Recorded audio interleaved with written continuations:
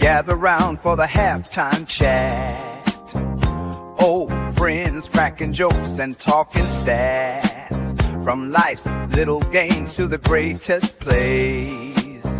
Love and the stories from the old glory days. With Phillies heart and coach's cheer, we break it down every moment, dear. Life is a team and we've got the plan. Sports, love, and laughter, that's who we am.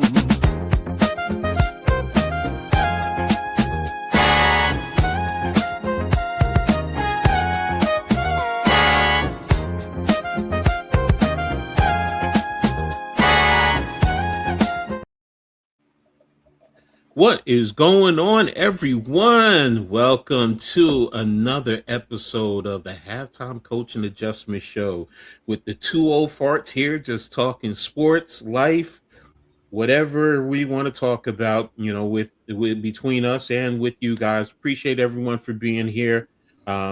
With my brother, Philly Halftime. I'm Coach Ed, and right down low. Welcome to the show, Mitch Kofsky, one of our other brothers. We really appreciate him being here. Let me see. Of course. There we go. There you go. And boom, here we go. Welcome. I love that. You got to send that to me. I love that.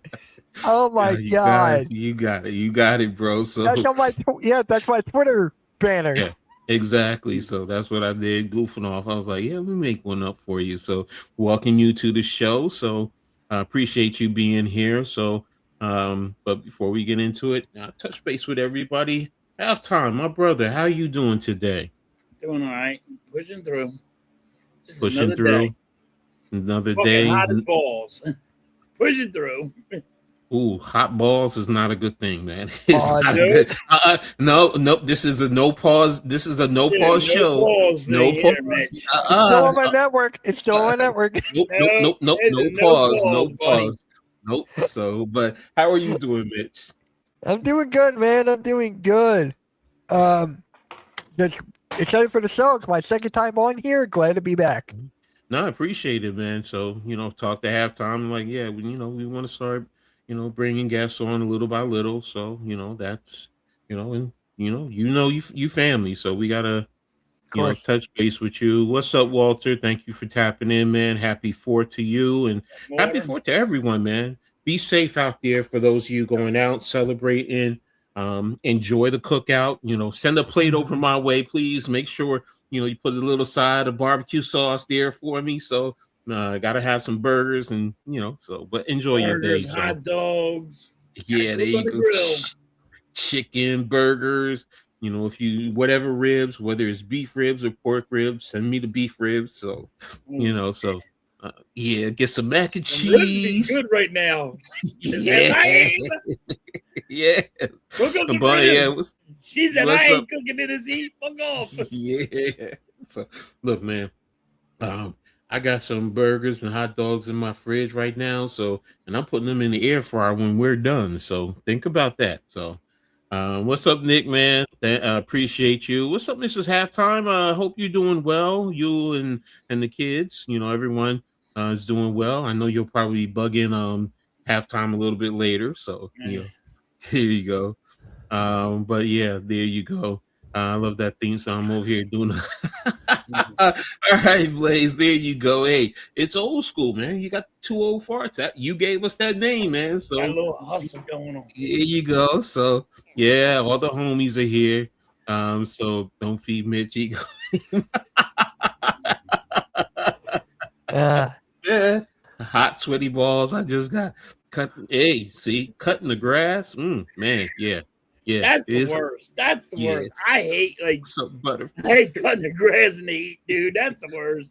Oh man, I remember back in the days, cutting it, and I'm the type of person. Unless I'm playing sports, I hate sweating. So when you're out there sweating, and it's like, oh, what's up, Butterfly? Thanks for tapping in, man. Be safe. This is like say someone out there has all 10. Yeah, there you go, JPP. So Yeah, there you go. Hit those like buttons. Yeah, get the like buttons up, man. For halftime, for Mitch, for Coach Ed, the Hardcore Sports Network, the Aboriginal Sports Network. All that information is there in the description. If you're on Twitter, man, hit that heart, man. Hit that heart, man. If you're on Facebook, man, give us a thumbs up, man. Appreciate everyone for tapping in. Got a lot we're gonna go ahead and talk on. What's up, William? Appreciate you. Lou, what's up? Happy Good, 4th. Lou. Happy 4th. Yeah, there you go. Everyone, like I said, be safe.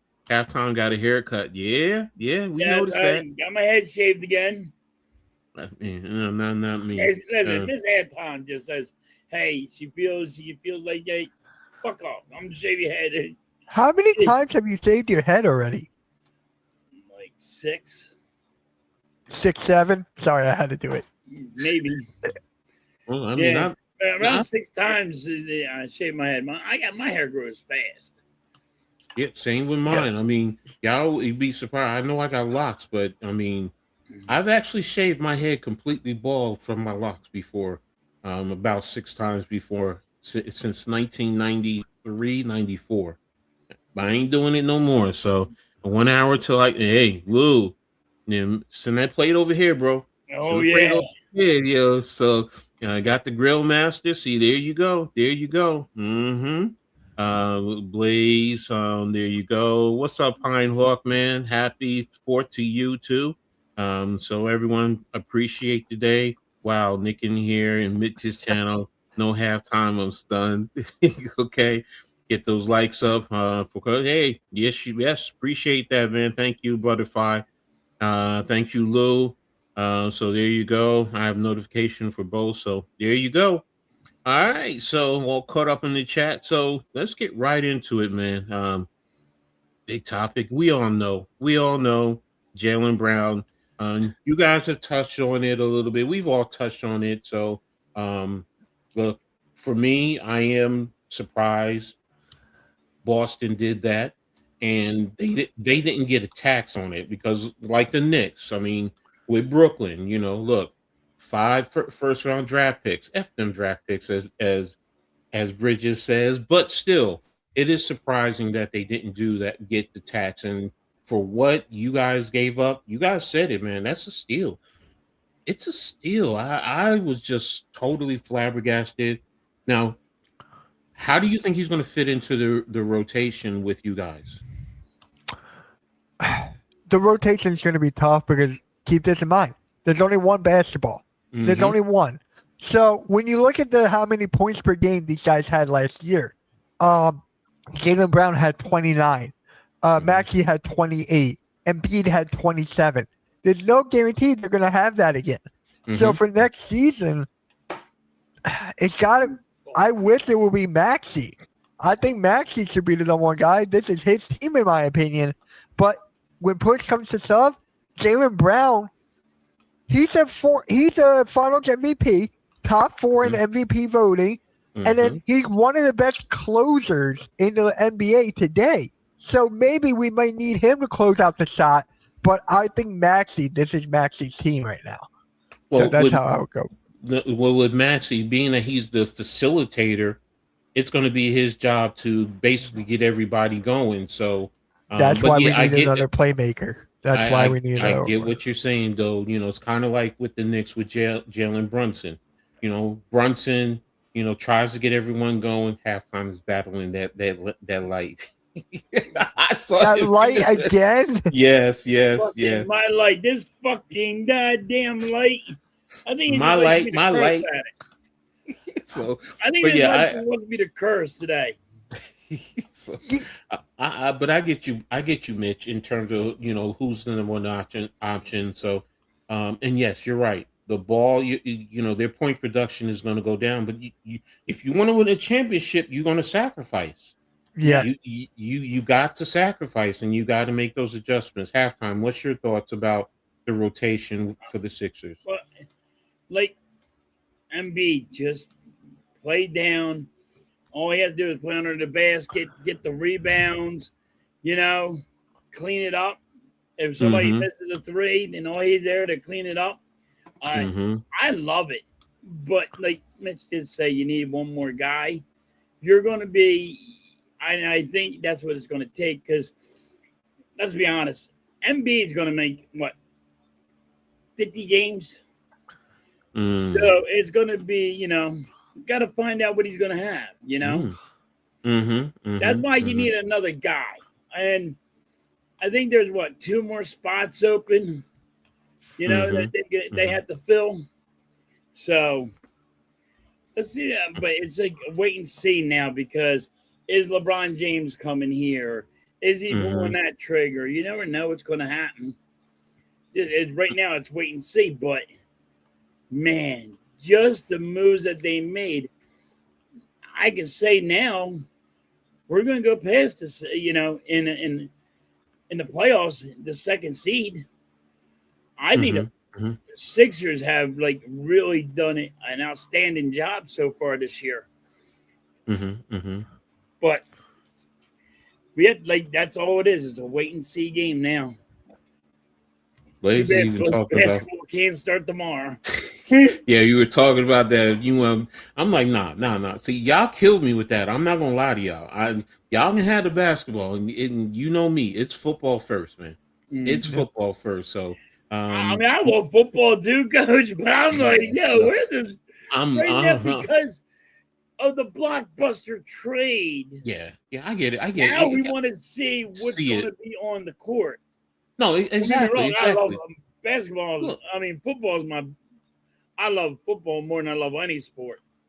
But damn, this is going to be really interesting to find out what's going on with basketball. Well, yeah, you said it first with the blockbuster. As a Giants fan, we got the new head coach, and you brought in new players. So that's why with me, I'm like, and look, that's why you want football right now. No, but here's the other thing. The Knicks just won the damn championship. I'm still basking in that glory, right? Man. You don't want not ready to let it go. No, I don't want to go on to next year. I want to enjoy. Let him. What let him marinate. Let him marinate. Let him marinate. Let that stage just marinate. Yes. Nick says, talk about your bench with the Sixers. You guys. I like our bench. I like what we did with the bench. We got some. We got guys who can shoot the three now. If you spread it out, you balance it out. Here's the thing. I will be honest. If Embiid is healthy for you guys, he really helps you. He really helps you out. He can stretch the floor, but he can still go down low and get you points. He doesn't need to be a defensive anchor. That's what I need him to do. Just stay low and just stay under the basket. Stay low. And then on occasion, come out to the elbow, kind of what the Knicks did with Karl Anthony Towns in the playoffs, and be a facilitator there. I know, Mitch, you're not gonna like it, but it takes some of the pressure off of Maxey. It helps him out, as far as being that facilitator. Because you said you need another facilitator. Embiid is a good passer, so he knows how to read the offense. So, it opens it up. And look. Jaylen Brown can be a facilitator if you need him too. So it's like that's he averaged 6 assists last season? Yes. I think 6. So yeah. To keep the brothers on the bench is wasted talent and opportunity. Well, you're not going to keep them on the bench, but we needed a new everything, and it's a slow process. But we're going to get to that football a little bit later. Trust me. So we always got y'all. Shortstops are very much the real deal, backbone of all sports organizations. Yeah, that's every sports. But when you're looking at the Sixers, what you guys have, I understand why you're saying Maxey because he's so dynamic, so explosive. He's a matchup nightmare. So and then he just opens up your offense. So I get you. I understand where you're going with that, so I'm not mad at you. So, but MB can still take on the double team too. But he don't have to take the shot now. All he has to do is get that double team where they come at him and then just pass it. And there you go. You got Brown, you got freaking Maxey. You can just pass that ball around and hit. You got Edge. Who's who's going to be your power forward as of right now without LeBron James right now on your roster? Who's at halftime, or do you want me to take it? You go for it. Gee, okay. It's gonna be Dean Wade, the guy we got from Oh Cleveland, yeah, Mike yeah, yeah, yeah, Dancy. yeah, yeah, He's yeah. gonna be he can stretch the floor a little bit. He can rebound a little bit. You can actually make an argument for Dominic Barlow to take some of the power forward spot. You can make that argument. But Mhm. since Dominic Barlow is coming off of a two-way contract, he started off and then got a standard contract. I don't think Mhm. he will be a good starter compared to Dean Wade. And Dominic Barlow's just the guy we need off the bench with hustle, with Mhm. Mhm. rebounding, and everything. So if it is LeBron, Dean Wade goes to the bench and LeBron plays the four. So Okay. right now it's Dean Wade. Okay. Okay. There you go. That I wanted to also touch on this. Look, Porty is a lot better than most people realize, because a lot of people say he's the third center, and that's what he was with the Knicks. Yes, he was. I mean, I'm not going to lie to you. He's not better than Mitchell Robinson and Karl Anthony Towns, but this is his what second, third? No, this is his third year, so he's still young. He's still developing. Um, he's a Grizzly type of a guy. He has a decent offensive shot. I mean, he can make certain shots, in comparison. Like if I put him up against Robinson, no, he's a better offensive player than Robinson. Now, he's not the offensive rebounder that Robinson is, and he's not the defensive presence, but he can hold his own. You saw in the championship when he went up against Wemby, he held his own. So even for a couple of minutes. So you guys are going to end up loving him, and you're going to appreciate him if you like those gritty glue type of guys. So, but The in thing terms, I like. Oh, you can go, Coach. no, I'll no, no, finish go ahead. after. I was just going to move on. The thing you Oh, like is okay. what? The thing I like about Hawk Porty is how much of a motor he is off the bench. Mm-hmm, He can mm-hmm, only be there for a certain amount of time, but mm-hmm, that certain amount of time can be a big impact. Let's say he gets a huge dunk at a big time moment or something, mm-hmm, hypothetically. mm-hmm, That could boost the bench. That can mm-hmm, boost the starting lineup, and that can get the crowd pumping. So that's exactly what we need for a bench. Someone who can do that. That was like a Paul Reed a little bit, here and mm-hmm, there. Dominic mm-hmm. Barlow had his time, but Hawk Porty right now, he's our backup center right now, and I'm like, He's a He's a good legitimate. fit as a backup center. He's a good fit there.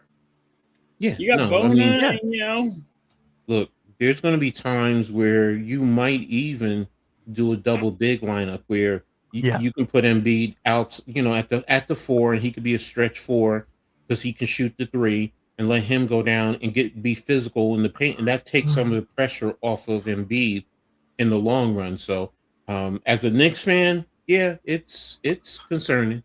It's concerning. I You mean, got Bona especially. too. Bona was he started coming out on his own and playing really good last Mhm. year. So you guys are, I keep saying, and Blaze always tells me, "Oh, coach, stop it." When I say you guys are number one, look, y'all have a squad now, and your starting five can play with the Knicks. You could say the Knicks are because they're the champs, and because of the way that they play.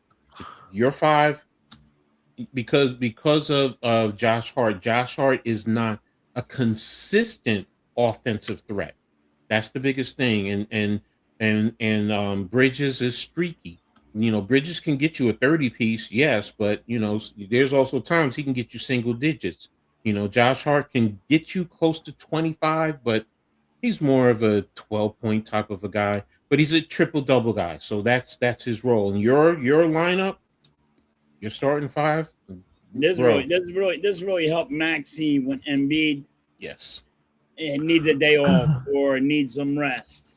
Yeah, and Because that's sometimes Maxi will only get you like 25, but he gets you 30. He's mhm. going this now that freaking Brown's there, it's going to really help him out. Like I Well, don't think Embiid. I think only Embiid is going to be playing like 50 games. So wow, 50. I mean, he only made 43 last year. Yeah, Didn't I It got was realize like that. 43, right, Mitch? I don't Give me a Google sec. nothing. I just Yeah. like 40 some odd games. He that played only 30. played. He played 38 games last season. Okay, so Didn't realize think, that. Okay. So It I doesn't say he's feel gonna like make. it, but yeah, I'm giving him more. I'm giving him way more because I thought he because the did guy 40. had an appendicitis out of nowhere. Out of nowhere, he gets an appendicitis. It's like you can't make that up. Well, Blaze puts a good put on. You got scoring with your guards, wings, and the MB. Your four spot power forward just needs a rebound, defend, and block shots. That's what right now. That's Wade. You know, I will say this: if you get LeBron James, Blaze, I'm sorry, that's going to change because you're not going to. LeBron James he's not just going to rebound. He would probably be your second facilitator Right. behind Maxey if you get him, because LeBron James has that. He's always had that, that IQ. And I've always said, like everyone always compares him to Michael Jordan. I've always said he's more of a Magic Johnson than he is a Michael Jordan, and he's always been like that. So, but we'll see if Arlo gets a Yeah, three. that's the thing. It's just wait and see now. I don't think we're going to get LeBron James, though. I think he goes to the Cavs. Yeah, dude. And I'm going to talk about that in a little bit. Teacher got game as a Knicks fan, so you might. That's the freaking Cowboys. Oh, okay. He's talking. We're going to get to the football. Happy 4th, Alexander. Thanks for tapping in. Happy 4th, everybody. I hope you guys stay safe. I know y'all want to play with fireworks, but stay safe. Keep all your flanges. Wait, who was that football player that was playing with fireworks? JPP. JPP, I thought so. Okay. Yeah. Don't pull JPP. Yeah, Blaze, you're right. You're right. You have to develop familiarity, continuity. The Knicks have that right now. I understand that. I mean, look, I understand. Believe you me, I understand where you're going and what you're saying. So you can't compete. Yeah, he's a legit 7 foot. So now he's not, high level athleticism, but he's good. He's good. Yeah, you can do the double big. He said, "Oh, with Johnny Broom. Okay, Broom, okay. yeah. Halftime is lying. He's not. He's not excited. His favorite player. Okay, your favorite player. His favorite player is with Washington. I thought. No, he's talking about Kyle Lowry. Oh, okay. All right.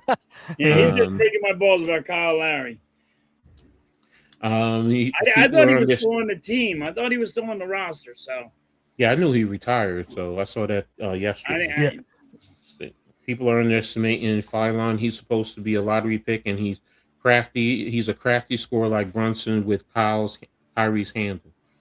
He has Kyrie handle. He has good handles, not as good as Kyrie.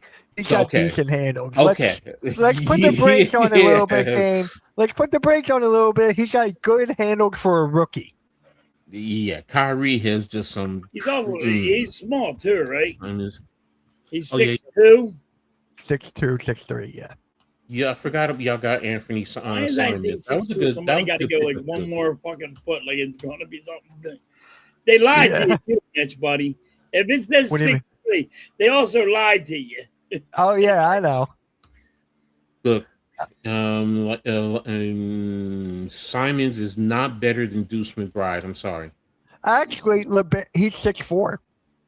My line is 6'4". Teacher's got game. He's a good asset. Simons is a good asset, but he's not better than Deuce. I'm sorry. Because Simons cannot defend like Deuce. He can't defend like Deuce. That's the one thing that I love about Deuce, especially when they put him on ball. He's right there. He moves his feet very well. He makes it for any guard difficult for any guard bringing the ball up. Now, he's streaky as a shooter. Yeah, I will admit that. But he relies on his defense. So that's what I'm afraid of. We have to see if LeBron will take $4 million. Well, he did say that he will take he's going to take a low pay whatever. So I think it's $4 million if he comes here. Look, you know what? Look, hold on, because I was going to get to that in terms of the division. Right now, just the division and I'm talking about Just the division, not the Boston. conference. Okay. No, just Boston, New York, Toronto, Brooklyn, and Philadelphia. That's the division. Where would you put Philadelphia in the division right now, today, just today? On paper, Mm-hmm. I got New York 1. I got Philly 2. I got Boston 3. Mm-hmm. Actually, hold on. Yeah, Brooklyn's on the bottom. We're just gonna put them there. Mm-hmm. Brooklyn's on the bottom. Toronto. Oh my God, with Kawhi Leonard. It's exactly what I was telling you before halftime. It got so competitive on the eastern side that it's so difficult to predict. It is really difficult. So if I go again, Knicks 1, Sixers 2, Raptors 3, Celtics 4. Yeah. That's 5. And here's one thing I want to say. I'm going to say this, and some people may look at me like I'm crazy, but do not be surprised if Brooklyn plays a lot better, because they have veterans on that team right now, and they're built. Now look, I know Nets fans, they're disgusted. They don't like the direction, and I get it. Julius Randle, right now, he's your number one. And look, he was okay with the Knicks. If he wasn't the number one, we wouldn't have Cat right now. So he's better than you will think, and he loves New York. Brooklyn is a part of New York. His wife loves New York, and him and they got from Denver. Damn, what's his name? I'm forgetting his name. Michael Porter Jr. Yeah, Michael Porter Jr. I know there's the argument that they play the same position, but if they can gel, they're going to surprise teams. But the reason why I was asking about the division, and I'm with you guys. I'm debating between Boston and Toronto. I just keep flip flopping. Yeah. But yeah, I have New York 1, Philly 2. Oh, no, wait a minute. Let me see. Wait a minute. Hold on. Yeah, this is my overall. This is the conference now.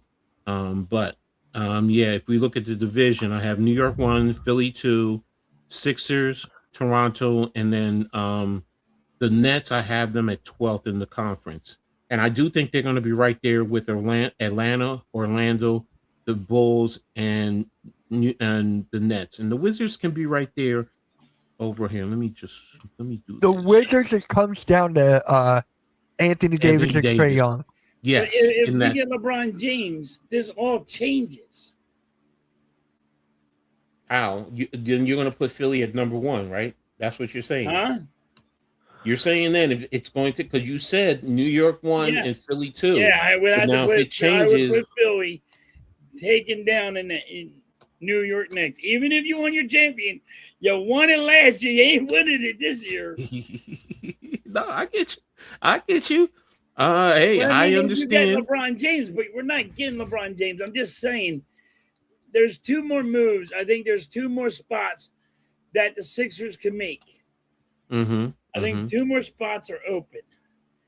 And, yeah, I don't know what's going to happen. I don't think we're getting LeBron James, but, there could be another freaking move that they do. Who knows? There's 2 more. It's 2 more spots, right, Mitch? That's around open? there. Yeah. So, if we get LeBron, then Sixers are all in. Coach, yeah. Hold on. I'm going to say this one thing about your rankings. I love how you have the Pacers that high. I love it because people are forgetting how good Indiana was with Tyrese Halliburton. And they got Zubac. They got some Pascal Siakam. They got some guys there. I really like that. I really do. That I looked at it, I hate putting them this high, but I'm looking on like Cleveland. What's going to happen with Cleveland? Goes to Cleveland, wouldn't they pass the Pacers? Well, it depends because Harden right now is a free agent. He opted out. So, and then they're going to once they get LeBron, he'll come back in. So it just depends on how it all falls. I think Boston. Yeah. I think Boston would be lower. Would be lower. Yeah, teacher. Miami is 8 here for me. because you just made the trade. You got to build everything. Detroit, they still have Cade Cunningham. I mean, Miami is, first of all, who's the point guard for Miami?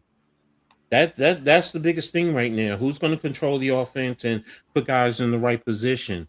So yeah, that's why I have it there. It was hard for me to put Orlando at 10 because I do love Orlando, but they have the new head coach, so I got to see. I got to see, and that's the whole thing. So, you think Hawks are better? I mean, it's possible they could take overseas. That's why they're all grouped together, right? Like for me, honestly, the top 6, you want to say Detroit, depending, is close to in being in the top of the conference now. But I mean, Toronto really elevated. Boston is still Boston, and you could say what you want about Brown, but you have Tatum.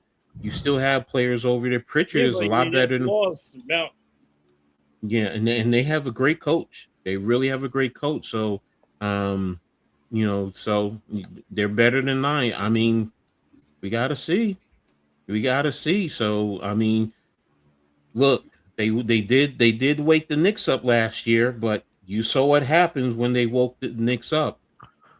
So they got they after the game 3, they got their butt spanked. So, hope we get LeBron. It's going to be like people telling me E.G. Brown wasn't getting traded. So Lou wants the season to get LeBron James. Not want A.J. Brown traded? I told you he was going to fuck us all up. He said, "I'm going to tell you that the disaster." What's up, Mets? Thank you for tapping in, bro. Are you seriously having the Hornets at the bottom? Look, guys. Are you not looking at the teams that are over them? That's what I mean about competition on the eastern side. I forgot the Hornets in here. Exactly my point. I would put them over the Bucks. I forgot the Hornets. Oh, thank you. I don't have the Hornets at all in here. Thank you. That's my fault. The Hornets would probably be in there with Atlanta or Orlando.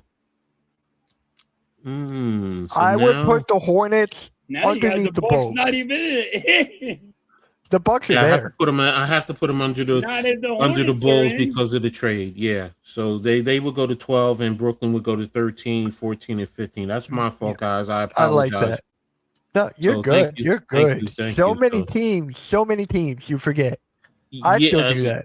Teacher, I get it, but right now, because I do think Harden is going back, and Boston, I have to. They have to go down a little bit because of the trade with Brown, and then how is Paul George?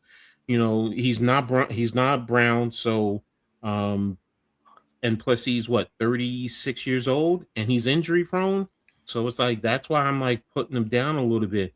I mean, the Cavs.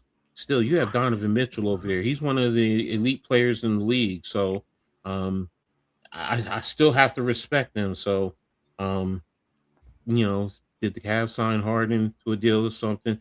No, he tapped out just to open up money so they can, possibly get LeBron. We know what it is.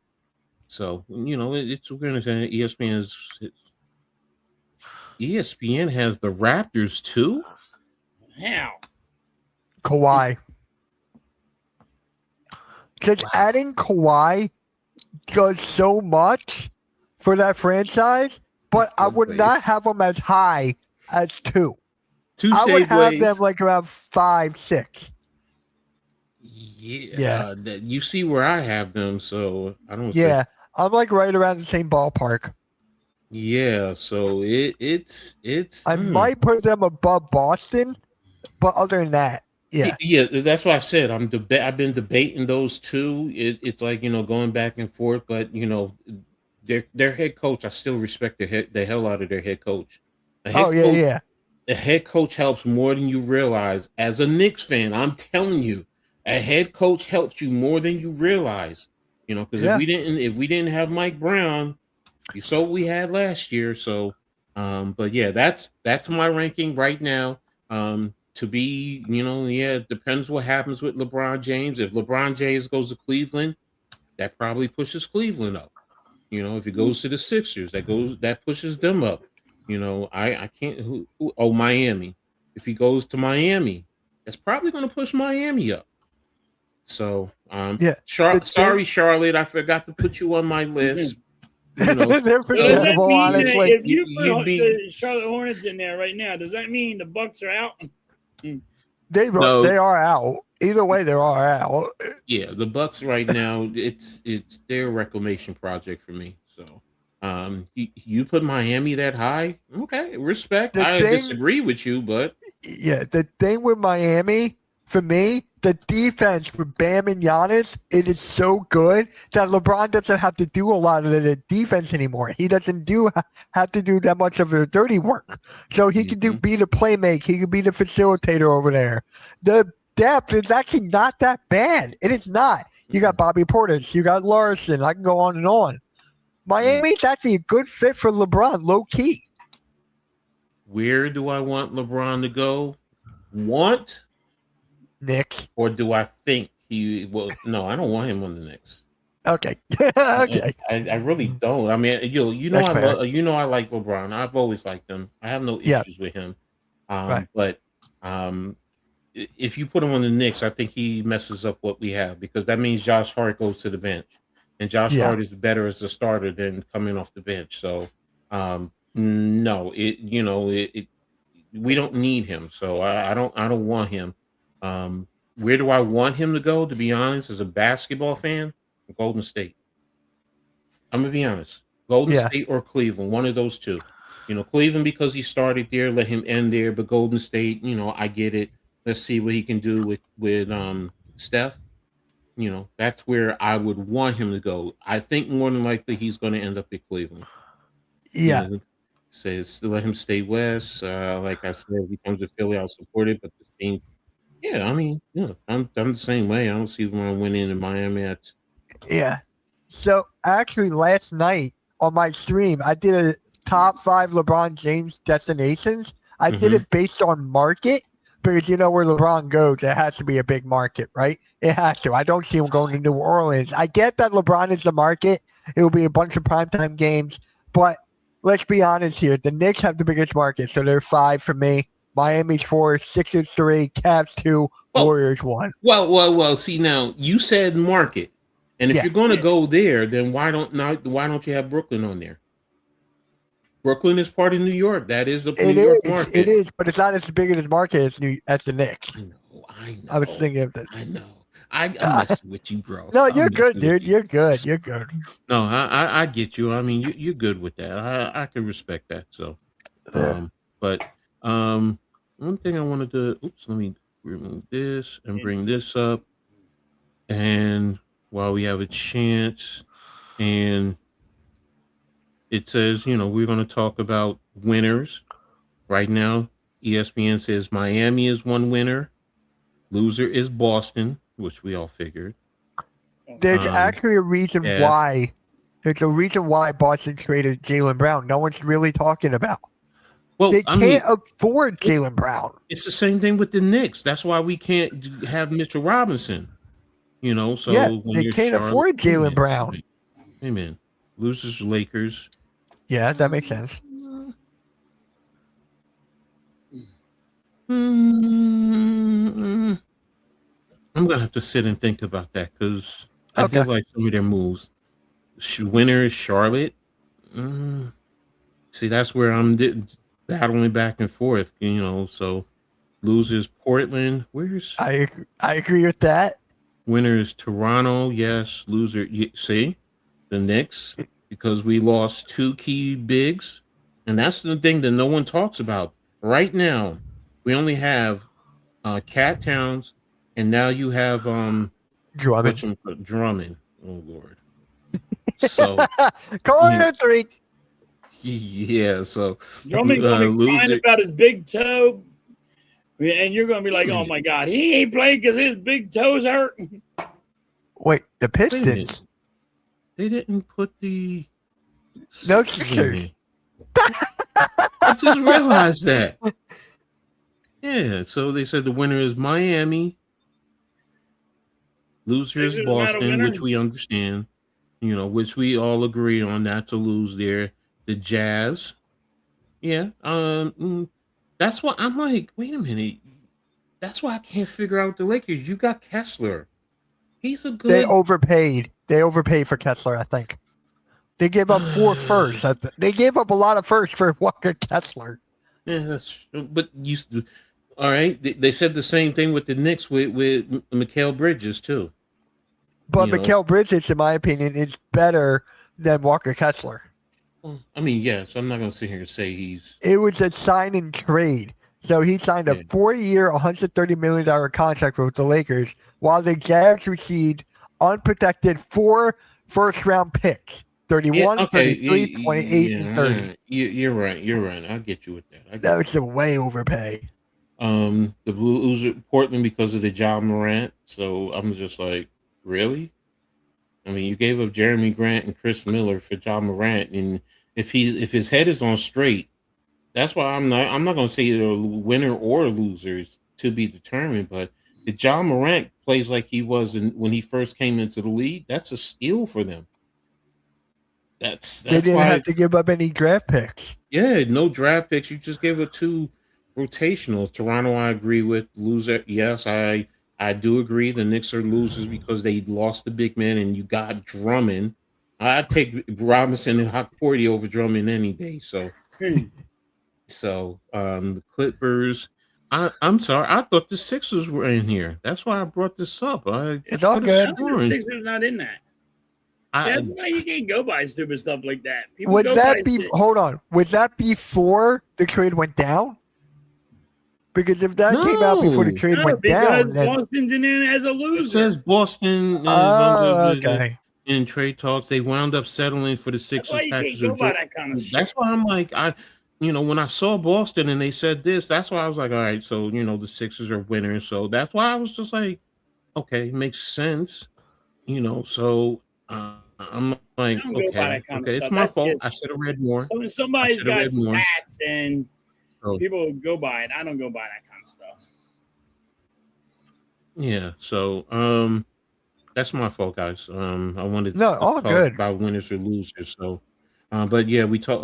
Halftime. I didn't ask you about where you have the Sixers in the division.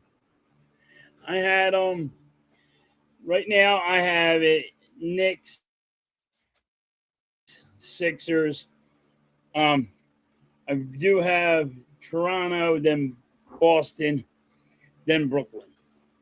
That's where Okay. I got it. Now, I what think I about think in the I, I conference? think Boston really is going to fall off Okay, no, I got you. I got you. That's what I because said. Is I mean he was giving them 30 points a night. Yeah, but if you show up Tatum, you're still up there. I mean, Tatum's not damn good. Yeah, but He's coming off an Achilles. I'm just saying. but here's but the thing. you're still down. But the division now as a whole has stepped up. Yes. So that's why even though Boston might, you put them fourth, and let's just say they're fifth in the conference, they're still one of the top teams in the conference. So, and where would you rank Philly in terms of the conference? Now you have them two in the Atlantic. Who do you have number one in the conference? In the conference, I got the Knicks, Who would be number two? Sixers, as of right now. Okay. So there you have it. What about? As of right now, not knowing the other moves, I got the Mm-hmm, Knicks, but I got the Sixers right behind them too. But if mm-hmm, we get like LeBron James, I got him over the Knicks.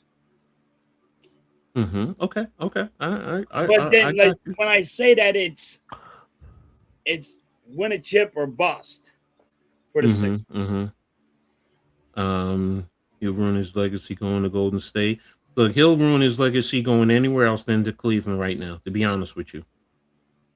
So, I got to give Blaze credit here because he mhm. said this on the Pick and Roll podcast. Blaze, I'm giving you credit. Hold your high horse. I'm giving you credit here. He said that if LeBron picked the fourth team and he wins a ring there, nobody has ever won a ring with 4 different teams. Mm-hmm, So mm-hmm, to saying that alone might pique LeBron's interest a little bit. yeah. Yeah. So there you go. ESPN just say this. This is free agent win and losers, not trades. That's why Sixers are not on it. Okay. Lakers have no defensive wings. Fair. Look, the Lakers. The one thing about the Lakers right now, they're building their team around offense. Let's be real. Yeah. They're Yep. building their team so they're probably going to want to see if they can push an average of about 125, 130 a night. And that's high. That's high if you can average that in the NBA. So, now the question is, are you going to be giving up 140 a game? But, I mean, but yeah, they're not going to be built on their defense. So what about Bain and his 5 first? Yeah. Yeah. I mean, I what mean, what I'm seeing is if you feel you have a championship team, you're saying your draft picks are irrelevant because they're going to be on the back end, and the you're going to be competing for a while. So when those draft picks come up, is it going to be really that valuable per se? Or it's not a lottery pick. So, yeah, I know they're trying to get Looney. So, I mean, I still wish they would have made the trade with Charlotte. They got shut down with New Orleans, but yeah. wanted to overpay. That's not a trade. It's free agency list. Didn't say free agency winners or losers. Okay. I didn't read well. I just saw winners or losers, skimmed it, and jumped right in. That's why I said it's my fault. Yeah, I know better. I'm educated. Education. Yeah. Get it. Jake has the Knicks, Pacers, Heat, Sixers, Raptors, Cavs, Magic, Hawks. Wow. You have the Sixers fourth. And Wow. no Boston. Here's the thing with the East. There is no right or wrong answer. Honestly, there is not. How Look, No, it's competitive everybody's this is. opinion right now. here's the last Right. question before we move on. Now in the league, now we're going to be putting in the West. Who's number one overall out of the whole league? Thunder. Halftime? That's a good one. I don't know that one just yet. I really don't. I don't know that one. Yeah, I'm Thunder because we saw what happened with Yeah, but they're going. I think they're gonna be down lower. So I think this year somebody's gonna step over them. over the Thunder. Okay, so who's number two in the league? Spurs. Spurs. I'll go with Spurs on that one. Okay, But I who's just think somebody's gonna step over them. The whole league. That's a good one. Mm-hmm. So I mean, yeah, it was. look. I know I've joked around and the Knicks are this and they're fourth and look, yeah, Blaze has said it. I believe in the underdog theory, and I love when, as a coach, as a former player, I love when people look past me. I don't care if I know I'm good, I know I'm the best, but you want to look past me. But the Knicks, they're the champs. You have to give them that respect. And yes, the Knicks are number one right now until they're beaten. And that's not me just saying this because I'm a Knicks fan. I'm just being straight up.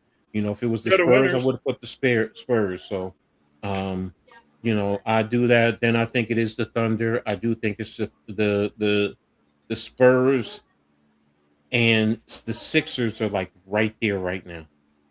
They really are. The Sixers I can easily see being in the third spot and the Spurs dropping down to the fourth spot during the regular season. Playoffs is a different story, but Thunder, Spurs, Wolves, Nuggets, Rockets. Oh, he's going on the Western Conference. Okay. Are the Rockets? Because my thing is, are the Rockets, right? Mm-hmm. Van Fleet is coming back. Mm-hmm. He was injured. And I picked the Rockets, but Van Fleet decided he wanted to get injured. So I was worried. I was thinking about them. So I don't know though.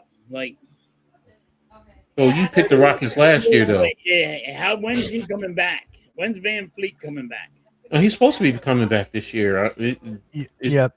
Day in the one. beginning of the season. Yep. Yeah. So yeah, it is too early. We know that, but it's also you put They it actually out made there. a move too. The Rockets made a move. Dorian Finney-Smith for salary dumped him. Yeah. See, and that's the other thing too. As we go along, people say, well, why did Boston do this? And you said it best, Mitch. We're now in the era of the second apron. I Yep. mean, and you see what teams are doing. They're making certain changes because you can't afford, and because of how restrictive that second apron is. I mean, if the Knicks could have brought everyone back, you best believe they would have done that. But that second apron, man, you think about it. You can't really make moves. You can't aggregate, salaries. That's what people don't realize. You can't combine salaries to match someone else's. It has to be player for player now. And that's hard to do in this day and age, So I understand why Boston really did it. Yes, you can say the online stuff and he didn't fit in. In the end, it comes down to one simple thing. It's about money.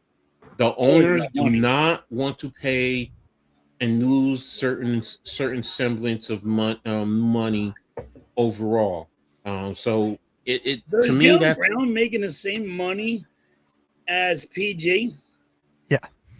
pretty Or is much so. PG Yeah, making more? It's around the same. Because yeah, if it wasn't around the same, the trade wouldn't have gone through. yeah, yeah. Um, Look, do we Because think? Do you? I remember Mitch saying that they couldn't afford Jalen Brown, but you just went and got PG. So Mhm. why It's would you flop say that if he's making the because same amount of money? I know there's like 2 years more on PG's contract, right? I think it's more in Brown, Brown. and plus they also have the ability to add years Extend to his contract. Yeah. extend him, yeah. So we got more of the money, but we got a younger player, a better player Ah, overall. So for Mm-hmm. me, that's I'm why like, I was asking about the we money can eat that situation. money. We can eat that money because we got someone who's younger, who is better, more healthier, and it won't be suspended. That's why I asked if it was how much more I money got was you. it. Mm-hmm. No, I You know think what I mean? Like if you're all saying it's the same, it's like then 57, it had 58, nothing if to I'm do not with money. mistaken. It's pretty much around the same. Yeah, it's Yeah. about 57, 58. One is 57, one is 58. So to me, that's the same. Yes, it's $1 million. So yes, if you put $1 million in my hand, that's a lot. Yes, but in that Damn, you spectrum, coach! I didn't know $1 million wasn't shit. no, I'll take a What million. just I'll give take me a it. million, then, and I can we stop all working. would. But in the NBA spectrum, I mean, in sports spectrum, guys want to make $100,000 more just because they make more than the other person. $1 more just because, So look, but the point is, That's why in terms of this, that's why I was asking. I was asking because I didn't know about. I don't look at their contracts. I don't Google Mhm. shit. But if it's a yeah, money situation, how's that even possible? It don't make any sense well, because you get a PG younger just signed player. that contract. Yeah, you get a younger player, in Brown, Don't get me wrong. and I'll take a younger player. he's I also don't want a 36-year-old guy that wants to do YouTube and going to get suspended for 50 Well, he to games. be all fair, Jalen Brown streams on Twitch. yeah, he's constantly on Twitch. He can be on Twitch. I don't care what he does, as long as he ain't So like making basically, so not what? like Yeah. Let me ask you this halftime. Let's say Paul George was performing, right? And he was still on YouTube. Would you care? huh? I If don't care. Paul I really George don't care was what still on they the do. team, I care that he got suspended for 50 games. Guys, I have a guest who wants to say hi real quick. go for it. My daughter. Hey, All She right. wants to be part of YouTube, man. Let her go. Oh, she has her own channel. She gonna be a star. She has her own channel where Probably she bigger does star than we are. she's trying to get her to go back out and do her music. That's the other thing, because the girl can perform. She can sing and she can act. So, There you but go. but look, she about ready to go to Tampa and back home to Houston. So but the next question. All right. We touched on it a little bit about LeBron James. So, do you guys think he signs with Philly? And I told you where I think he's going to go. Halftime, where do you think he signs? He's going back to Cleveland. Okay. Do I want him here? hey, if you get him here, if we're all in, and that would be a huge help because then we Embiid and everybody can get more rest for the playoffs. You don't have to have Maxey friggin' having all them friggin' minutes. You can actually spread it around. People get some breaks. But I think he goes to Cleveland. He loves Cleveland. His wife loves Cleveland. They got to, you know. You don't love Cleveland They don't like anymore. Cleveland no more? His family, everybody's moved to L.A. Yeah, but No, I no, heard that they love Cleveland. I mean, he's his home, but That's his home, Come but on. they really love I mean, LA. he got it. Come on. buy a home tomorrow in fucking Jersey. Who cares? It doesn't mean shit. yeah, I mean, hey, he loves L.A. now. I mean, come on, let's be real. The beaches Well, and I heard that he loves his wife loves Cleveland, and they got their thing going in Cleveland. So yeah, no. They all moved to L.A., man. They really did. That's why he went out there. So Yeah, for his I think businesses, he's going to movies. Cleveland. I think That's why I'm picking Golden State. That's why I'm picking Golden State here. You got Sacramento. You're in California. He's picking Golden State. Huh? Everybody picks Golden State. That's why you're picking. Yeah, but let me can I finish? Because Sacramento's the place. You got that. Draymond Green is now a free agent. They're trying to get LeBron in for as much money as possible. And just imagine Curry and LeBron on the same team. I'm telling you, that would be like such a circle moment that we're all witnessing. We all want to see it happen because we've seen one of the best final stretches in all time between those two guys. Now coming together as one team. We've seen them play together on the U.S. Olympic team. So, what's even good in Cleveland? True. True. the Rock and Roll Hall of Fame. Yeah. So, Here's the thing with Cleveland, though. Here's the thing with Cleveland that people don't know. Weems, the guy Weems, who's like a general manager or something, that's like LeBron James's younger brother. He loves that guy so much that's a big X factor, but they don't have Garland. They don't have Darius Garland. They have Harden. That's the only knock I have on Cleveland. If they kept Garland, LeBron would have gone there like that. Like that. If they did not trade for Harden. Okay. We'll see what happens. Well, Where does he go? if he did come to Philly, how does he fit into the rotation? All right. He'll be the power forward spot. He'll be the 4. Dean Wade will come off the bench. So with Dean Wade's shooting ability coming off the bench, that is actually good. You got him, Simons, and you got a couple other guys.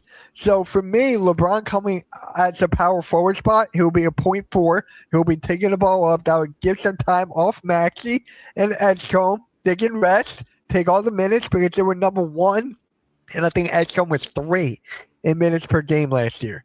So with LeBron there, you got all this stuff and all the changes for the better. So that's what I got. I think it's going to be awesome. I really do. I don't see him coming. So I don't count my chickens because I don't think he's coming here. I mean, if he came here, it would be, but it just comes down to the money, though. For me, it comes down to the money. I don't think he'll be taking $4 million. If he comes here, it's only like $4 million. Will he really take $4 million? Because they're going to have to offer him equity in the team. 6. Golden State can give him more than that. No, here's the thing. Here's the question. Y'all talking money. Yeah. Does he want a championship or does he want the money? Who would give him the best chance to win a championship? Sixers. Best chance. Honestly, LeBron. No, Thunder will give him the best chance. Are you kidding me? Sixers. The Thunder. But Golden State will give him a good chance to win that ring. San Antonio, no one's talking about. Yeah, but how come nobody's saying this is what they should be saying right now? If he went to the Sixers, it would be easier to come this way to win a championship than go to Golden State and go through everybody else. it'd be We just harder. broke It'd down be the East. harder. It'd be harder for him to go through with Golden It's going to be State. such as hard And to if he go through the goes with East and the West. Sixers, he will have an easier ride to Disagree. go. To No, the it's Disagree. not going to be an easy ride. See, No. It's gonna be There's an that easier ride. perception. There's the perception that the East is weak, and what I just showed you, the East is not weak. Let's be. It's not. Here's the other thing. Here's the other thing. All right. Everyone talks about the West this, the West that. The Thunder were close to losing to the Pacers in the NBA Finals. No one talks about that. The East is not as weak as you think. And now that you have Kawhi coming over here, elevated. The Sixers now has elevated. The Knicks won the championship. That's what Detroit, for everything that everyone is saying, Detroit is still a tough team. What you'll call it as a coach is a hell of a coach over there. For who? Look, what's this? The head coach for the Pistons. Oh, I know who you're talking about. But by the way, it will be 15 mil for LeBron to go there to Golden State. So I don't know where you got 6 from. I heard it was 6. I'm sorry. I don't Google shit, Mitch. I heard. This is what I heard, buddy. I know you guys Google shit. 15 is a different Google number. Masters, they're gonna look it up. 15 is a different number. Okay. All right, you're right. That's a big difference. That you know why? Because Draymond Green's a free agent. I heard it was. So then it could be more for the Sixers. It might not be 4 million. Maybe I'm off. Maybe it's 20 million. Go Sixers Google have it. 20 million. I don't have to tell You just want LeBron James. That's all it is. You just want him LeBron on- James, Yeah. dude. No, he's not coming here. I said millions I and know. millions of times. He's not coming No. here. He's going to Yes, Cleveland. you said he's not, but I said you want him here. There's a difference. He's gonna be. You don't want him on the Sixers. Wait, you don't want LeBron here. I'll take LeBron if he's coming here, but he's not coming here. I know for a fact he's not coming here. No. We all agree with that. I said I think he's going to Cleveland or Golden State. So I'm with you on that. But what I'm saying is, I would take LeBron. If everything was all equal, you can hit me in the head with a 2x4. I'd still take LeBron. 3.9 mil if he goes to the Sixers. Okay, 4 million for them. thank you. 4 Jake. mil JB compared to Dickerstaff. 15. Oh, JB thank you, Dickerstaff. Jake. Thank you. I always forget his name. Yeah, I mean, I remember his dad. It's just I keep forgetting him. So I forget about his dad too. I don't know I why. hope you get your wish. I really do. I do not want LeBron James here. He's not coming here. He's going to go back to Cleveland. No, look, if you put it on, if you were to tell me to bet on it, which I'm not a betting man, but if I did, I'd bet that he'd go somewhere else before he goes to the Sixers. I mean, don't get me wrong. If he came here, I'd bet on it. I'm going to go bet on the Sixers. I'm going to see if I can bet on the Sixers going passing the second seed this year. I'm betting on that tomorrow. The league and fast break point, he literally stands. I'm going to casinos tomorrow. I'm going to bet on that. Okay. Okay, so the Cavs can only give him 3.6. Yeah. Well, it's pushing. It's pushing. And the Money's Heat, pushing towards if he Golden goes to State. the Heat, it's because of taxes. He's not going to hit. Well, don't. Yeah. If he goes to the Heat, yeah. Yes. Florida has no state tax. Yeah, you're right. Yes. Yeah. California I thought has you the were like highest. taxing the contract. I'm like, what? Yeah. No, California has the highest state tax. Florida have no state tax. Here's the thing. Can Jersey not have a sale tax? Here's the thing, Right. ladies and gentlemen. Can Jersey not have no damn sale tax, please? I will say this. If you are an athlete of that magnitude, you do not put anything in your name. You incorporate yourself and you put everything into your incorporation because that limits your taxes that you're going to get. You can get bigger tax breaks. Why do we always complain about businesses getting these big tax breaks? Well, that's what you should do. That's what we don't do at this end ourselves. I didn't learn about that until later. Houses actually do. Yes. You're right, Coach. Yes. You put like right now, you can go out and incorporate right now, and then your work, you put it in there, and money that you earn, like if you hit the lottery, You put it in there. You don't put it in your name. You reduce the amount of tax that you get. So that's just my little thing on taxes. Thank you, Mom. My mom was in bookkeeping in the county for years, so um, Ah, that was always ingrained. So 22-year-old LeBron was worth the drama. 42-year-old LeBron, look, we all get it, Lou.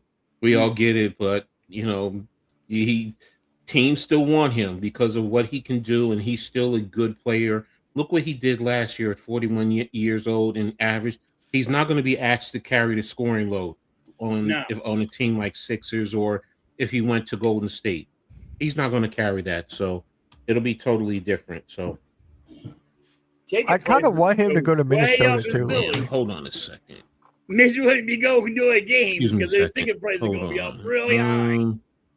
Yeah. Low key, I kind of want him to go to Minnesota.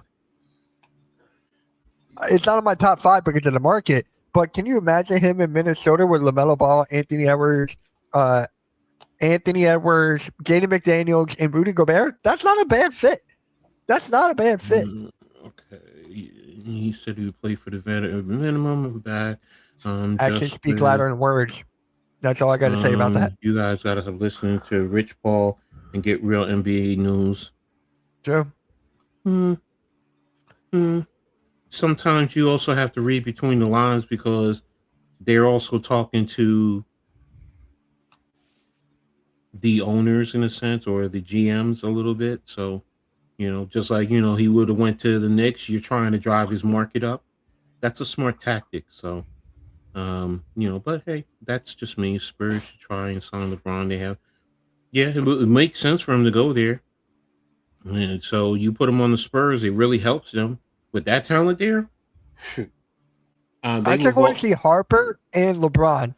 I just want to see that. And Wemby. Don't forget Wemby. Yeah. Put out the statement that as soon as they That'd start be pretty saying good, Rich too. Paul Parker's that. LeBron with Wemby.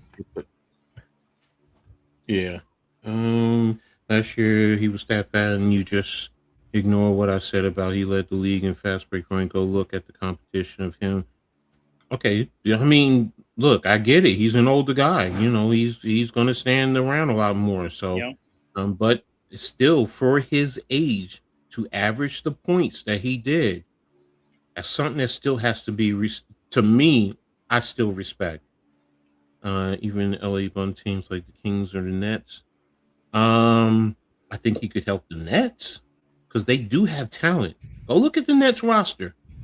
Go look. Yeah. I'm not saying they're top in the Eastern Conference, but they're much better than where they were last year. They're going to try to win games. They're definitely going to try to win games there. They have to now because of the new rules, because of the way everything is. So, look, the Nets fans don't like it, but they're going to try and be better. They're not going to be tanking for the lottery because you can't do it anymore. So, next thing is I wanted to touch on in terms of the Knicks, how big of a loss it is for them. It's a big loss.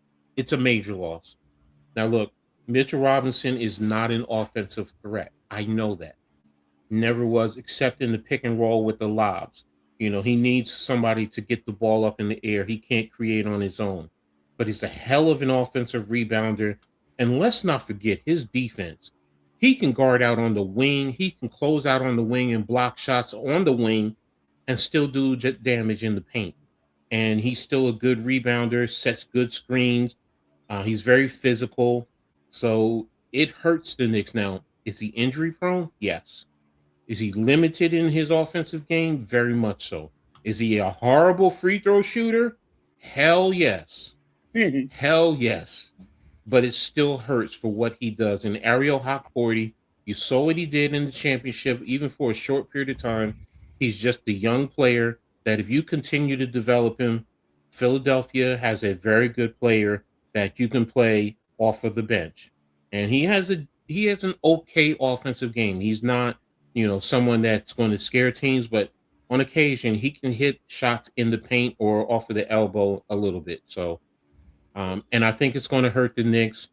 We signed Andre Drummond. Okay, yeah, Mount Vernon's own. So You didn't sign him for a lot. Yeah, I heard about he can shoot 3-pointers, and people are going back to when he was playmaking with Detroit, and he was getting offensive rebounds. But I'm not sold on him. I'm not sold Oh, on him. I think the Knicks got worse at the center position by signing him. That's me. That's me. Hopefully he proves me wrong. I would have rather they brought back Hakordi, but I understand about the money. Sixers gave him what you guys sign him for? it was like a 2-year deal Yeah, or 2 years. something before. It was What? like 2 years, 14 or something like that. Yeah, so it's like average of 7, where the Knicks signed So what you yeah. call it for 3.9. So it's about the money. That's really what it is. So I mean, but what's Yeah. you guys' thoughts on the Knicks signing, losing Robinson and Hakordi and signing Drummond?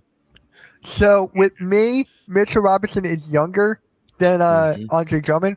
Mitchell Robinson's only 28. Drummond's like 32, 33, Hmm. around that age. Hmm. So you got that.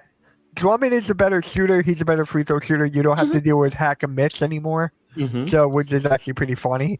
But yeah, the Celtics got to deal with that now. That's funny.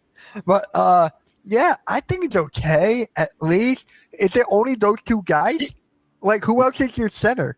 That's it. The Knicks only have 2. They only have right now Drummond and Cat. That's it. People want to try and say Diawara. Diawara is a stretch 4 or a small forward. Now, if you want to say you go small ball center, okay, fine. Then you're fine there. But you can't win. For me personally, you can't win like that. You can't win like that on a consistent basis. So I don't want him to be. I want him to focus on what he does well off of the bench in the second unit. So the Knicks don't have they need another big. Yeah, You I know. thought that really hurt you is when you guys let him go. I'm like, what the hell are they doing? I mean, you need a big man. I mean, that's what Mm-hmm. we've been all crying. I know I've been crying about big men. You need big men to go and then you ain't got Drummond. I'm like, no, that's the wrong move. Teacher says it's 1 year, 3.9. You signed? No, No, I could have sworn you signed him for 2 years. thought No, it was a Hawk Porty 2 year is deal. one. Hawk Porty is one. 1 year at 3.9. I think so. Yeah, let me look it Now up. you signed Drummond and him for the same amount. Yeah. You should have kept him. 1 year, Um, 3.4. That's Hawk Porty. 1 year, 3.4. Lou, it's not the Knicks are not Hey, crying. I'll be poor. right back. I gotta do it. I'll be right back. Go ahead. The Knicks are not crying poor. What they're saying is they don't want to pay into the second, and it's not just the Knicks; it's every team in the league, Lou. Nobody wants to go into that second apron because of the penalties associated with it. Yes. It's not saying the Knicks are saying they're poor. What they're saying is they can't go into that second apron. They can afford it, but they can't go into the second apron because it's restrictive. The penalties, like you even have your first round draft picks frozen later. I think if they went into the second apron and they stayed there, their second round draft pick in 2034 is frozen. So you can't do certain trades. You can't even sign certain guys who become free because of the amount of money that you are in the apron. So that's the Yeah, issue. you It's not can't go saying past with so poor. much money. You can't go past things. That's why I said, and I know I got a lot of shit for it. Do you guys Yeah. have a trade like that? You could trade some people, you know, because you're Mm-hmm. paying all that money, you Mm-hmm. know. Mm-hmm. But Mm-hmm. you get it's a block. There'll be a blockbuster trade, and I know I got a lot of shit for it, but look. Now you're like, okay, now I got to deal with Drummond. Now I got to deal with Scrap. You know what I mean? Mm-hmm. Because Mm-hmm. Mm-hmm. nobody wants to get rid of Yeah, teacher. anybody. Nobody wants to get rid of friggin' all the high Middle, middle, paid middle, guys. middle. Oh, you got me with that one. Middle, middle, middle, middle. I don't know how that. I don't know how to shut that off. I'm sorry. But that's what I No, meant. Jane. Like, that's what I meant and people like gave me a lot of shit for it, and they cried because I said Jalen Brunson, and oh my god, I'm gonna cry again. It's like, dude, like calm down, like chill. I'm trying to give you an example, not. And I wasn't saying, he's the main guy, but people actually just had tissues in a box of tissues and crying. What you talking about? Talking about now they're in cap hell. You know what I mean? Where you guys could have made moves. But people don't understand when you're trying to explain things because you use the name. Like if I said, like I said, if I say a number, if I say it's 4 million, somebody will fucking Google something and say, oh, it's 3.9. Fucking $4 million, you dickheads. It's not like people Google shit and they use Google. I don't use Google. But that's what I meant when I said that, Coach. But no, I got you. People were crying and I hurt their feelings. Go hug a teddy bear, I guess. Jake, you're right. The Phoenix Suns. Think about the Phoenix Suns when they had all the stars on their team, and then they traded them all away because they were on the second apron. And that's the point. That's what it does to you. It really hurts your team. It doesn't make things easy. So, and that's what Dolan is talking about. I don't like it, but that's the rules of the league. So yeah, right. They negotiated the penalties. So that's why I was saying what I was saying to you, Coach. You know what I mean? About love and all them. But I used Jalen Brunson, and apparently, man, the tissue boxes had to come out and the waterworks were going. Yeah, but that's what I was trying to say, like how the cap hell is. Yeah, exactly. It hurts you for your draft picks. It hurts you for your own team, and then trying to get others. And like you said, you got game, and we've had what 8 different champions, so it makes it hard. I mean, the way that they're doing it, yes, the owners are trying to go to a hard cap, and that's really what they want. And the players don't want to go there because they feel it restricts their ability to make money. So. But that's any business. That's what is so funny. I mean, I don't care if you're, a local contractor. Well, not a contractor. I'm sorry. If you work at if you work at Verizon, and you're in the union, they're going to try and negotiate what your salaries are. That's just the way it is. That's business.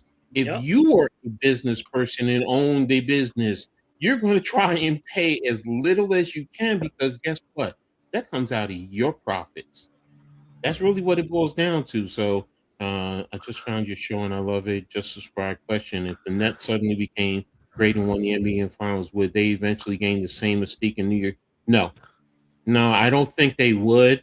I don't think they would have. They won't capture the city. The city will support them, yes, but not to the magnitude of what the Knicks did. The Knicks are New York City's team. Think about it. They're even over the Yankees right now. They're over the Yankees. And that's hard to say, and the Yankees are synonymous. So, but if the Nets won, would they have the same mystique? No. But do I think, the city would support them? Of course. I know Nets fans that went to the parade because they said it's New York. I want to at least, show respect to New York City. What if the Mets win the World Series? The Mets ain't winning shit. I know. I'm trying to understand what you're saying. You just came out with that. Hold a minute. Stop. Time out. Because I remember when the Mets did win the World Series with Doc Gooden and Darryl Strawberry, the city got behind them. Yeah. Okay. Now, that was my main question. Okay. Yeah. Did it go to the level of the Yankees? No. But the city got behind them. So that was my question. Nobody. Yankees always will be number one, but they did when Coach is right. When the Mets won, the fans came out of the woodworks. Like you didn't you seen them like thousands and thousands come out. Like, oh my god! Like where the fuck have you guys been? but it happens. You win championships, people come out of the woodworks. But that's your job. That's if you put people in the seats. That's how you do it. Let me ask y'all this, because people have such big issues with LeBron James for their reasons, and rightfully so. But the man is not out there hurting other people. He's actually out there helping his communities, supporting other communities. Yes, you didn't like his announcement of how he was leaving Cleveland to go to Miami and the show, the spectacle. And, sometimes he's a little prima donna-ish. Okay, all right. But, when you're basically a billionaire, aren't they all prima donnas?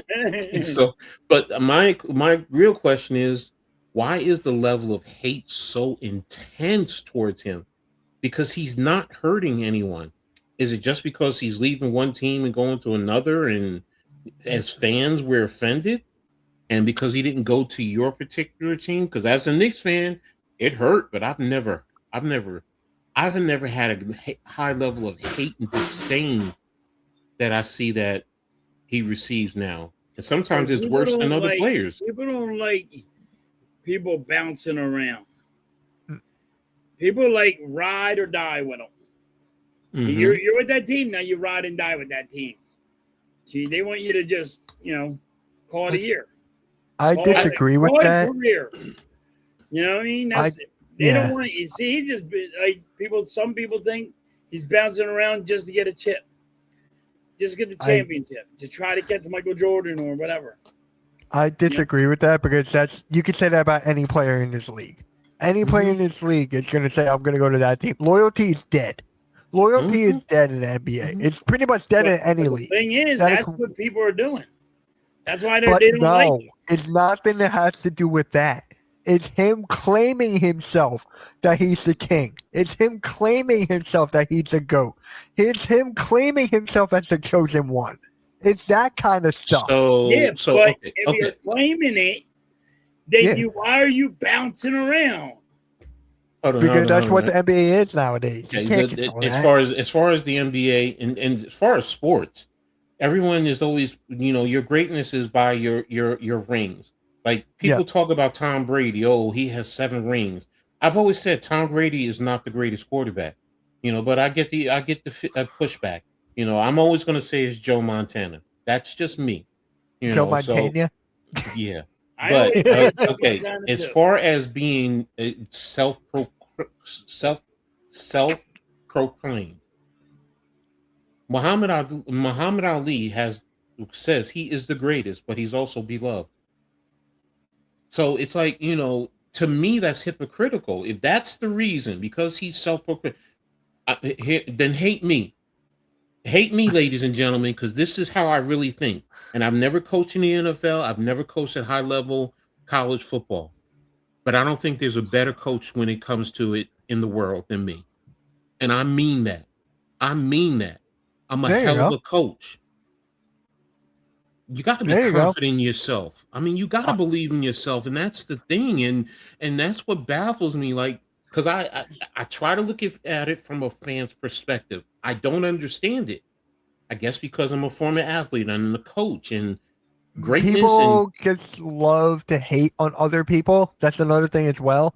And here's the thing too: people hate when he's like complaining to the refs that he's doing this and doing that on the court and stuff like that. People hate his antics as well. It's like how he acts on the court. That's another thing. Lou. Like for me, I could not watch Luka. So does Embiid. Like for me, I could not watch Luka this year. Malignant narcissism. So does Embiid. Embiid will flop. They don't like LeBron James flopping. But that's the game anymore. I know that's the game now. That's the game. They're playing a game with the referees. I will say this, Lou. I will say this, okay? As far as getting your son or whatever, people do that in business all the time. People in business, they give the job. I'm a Knicks fan. I can't stand. I've always disliked Dolan for one reason or another. Look, he had the Knicks handed to him. and he now finally got a championship. But he's done things his way and the way he wanted, and fans have said sell the team. So it's like I get it to a certain extent, but it's like, is it that serious that you get your son a job? Because let's be real, I think if we, as parents, if we had a business, we would do the same thing for our children. I guess I don't know. I guess maybe I'm looking at it too deeply. I don't know. So was LeBron fame had his jersey and things like that about sports? LeBron doesn't represent all of them and cheats all of the. I guess I guess I see things differently. So and I don't know.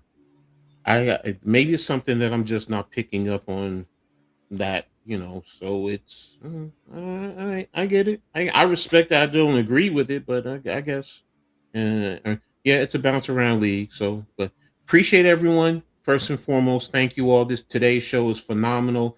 All the interaction with you guys are phenomenal. Make sure you guys hit that like button for the hardcore, the Aboriginal Sports Networks, for Philly Halftime, for Mitch, for Coach Ed Sports. All that information is there. Sub up and get notified if you haven't already done so. So you'll always know when we pop up and give out content, and continue to get into the comments. This will help push it into the algorithm and continue to grow it. So thank you, everyone. Appreciate you all. So LeBron's is second best. Was Villar. I know who he's talking about. I can't say his name. Yummy has bounced around culture because of is it because of LeBron? I mean, I remember Robert Ory. Robert Ory bounced around. I mean, He got 7 rings. yeah. I mean, I see that. I get. I don't know. I don't know. It's when I get presented with stuff like that, I just see things differently. So maybe it's me. Maybe I'm just too naive. I don't know. So he totally discredited Kyrie Irving. He discredited Dwayne. If you guys actually want to have a real debate about LeBron, have someone give you the other side. Look, I'm trying to understand. So it's he discredit Kyrie and Dwayne Wade, and I'm I don't know. I guess it's over my head. Maybe I'm not smart enough to grasp it. So I heard so many things about him. Okay. Hey, you guys are give me information. I mean, maybe I have to do some more research. Who love LeBron dismissed any criticism, and you're right. Some right wing goon, so they don't ever have to have a realistic conversation. Political acts to grind against LeBron. Okay, like I said, I'm just trying to understand. So, it's like I said, I hear what it is the level of disdain and flat out hate towards him. It's like he's not out there murdering or taking drugs and giving drugs. And I've seen athletes do. Look, one of the greatest that I have always loved, LT. Some of the things that he's done, it's like, bro, really? And I both overrated divas and okay. Hey, look, I opened up Pandora's box with that one, so I Yeah. don't know. Did I play a team sport? He never blamed others, people for his failures and built. Okay, okay. You're saying that he's blamed others for his lack of success. Okay. You're talking about Victor. Okay, great. Thank you, Vic. I appreciate that. Turn it on, turn it up. Yeah, there you go. Make sure you turn it on and turn it up. So, light it up, like that light bulb. Oh, that's a good one. Catch you on the rebound. There you go. There you go. Halftime. I could easily explain it to you. Hate is the same to is the same a Trump person saying fake news. Okay. Okay. I look at hate and fake news in two different contexts. Fake news to me means you're lying, where hate means that you're attacking a person. And I guess, you know, You know what? I'm going to stop. I'm not going to go any further with this one. I'm not going to go open up that Pandora's box anymore. You Pandora guys are box is really bringing open, it, goat. so You I see love what it. I happens love when it. you talk about LeBron James? Yeah, no, I see it. I see it. Last thing in terms of last two in Philly. We already talked about it a little bit. New York can't repeat, but can Philly break through and win a championship? If healthy, that's all I got to say. Halftime?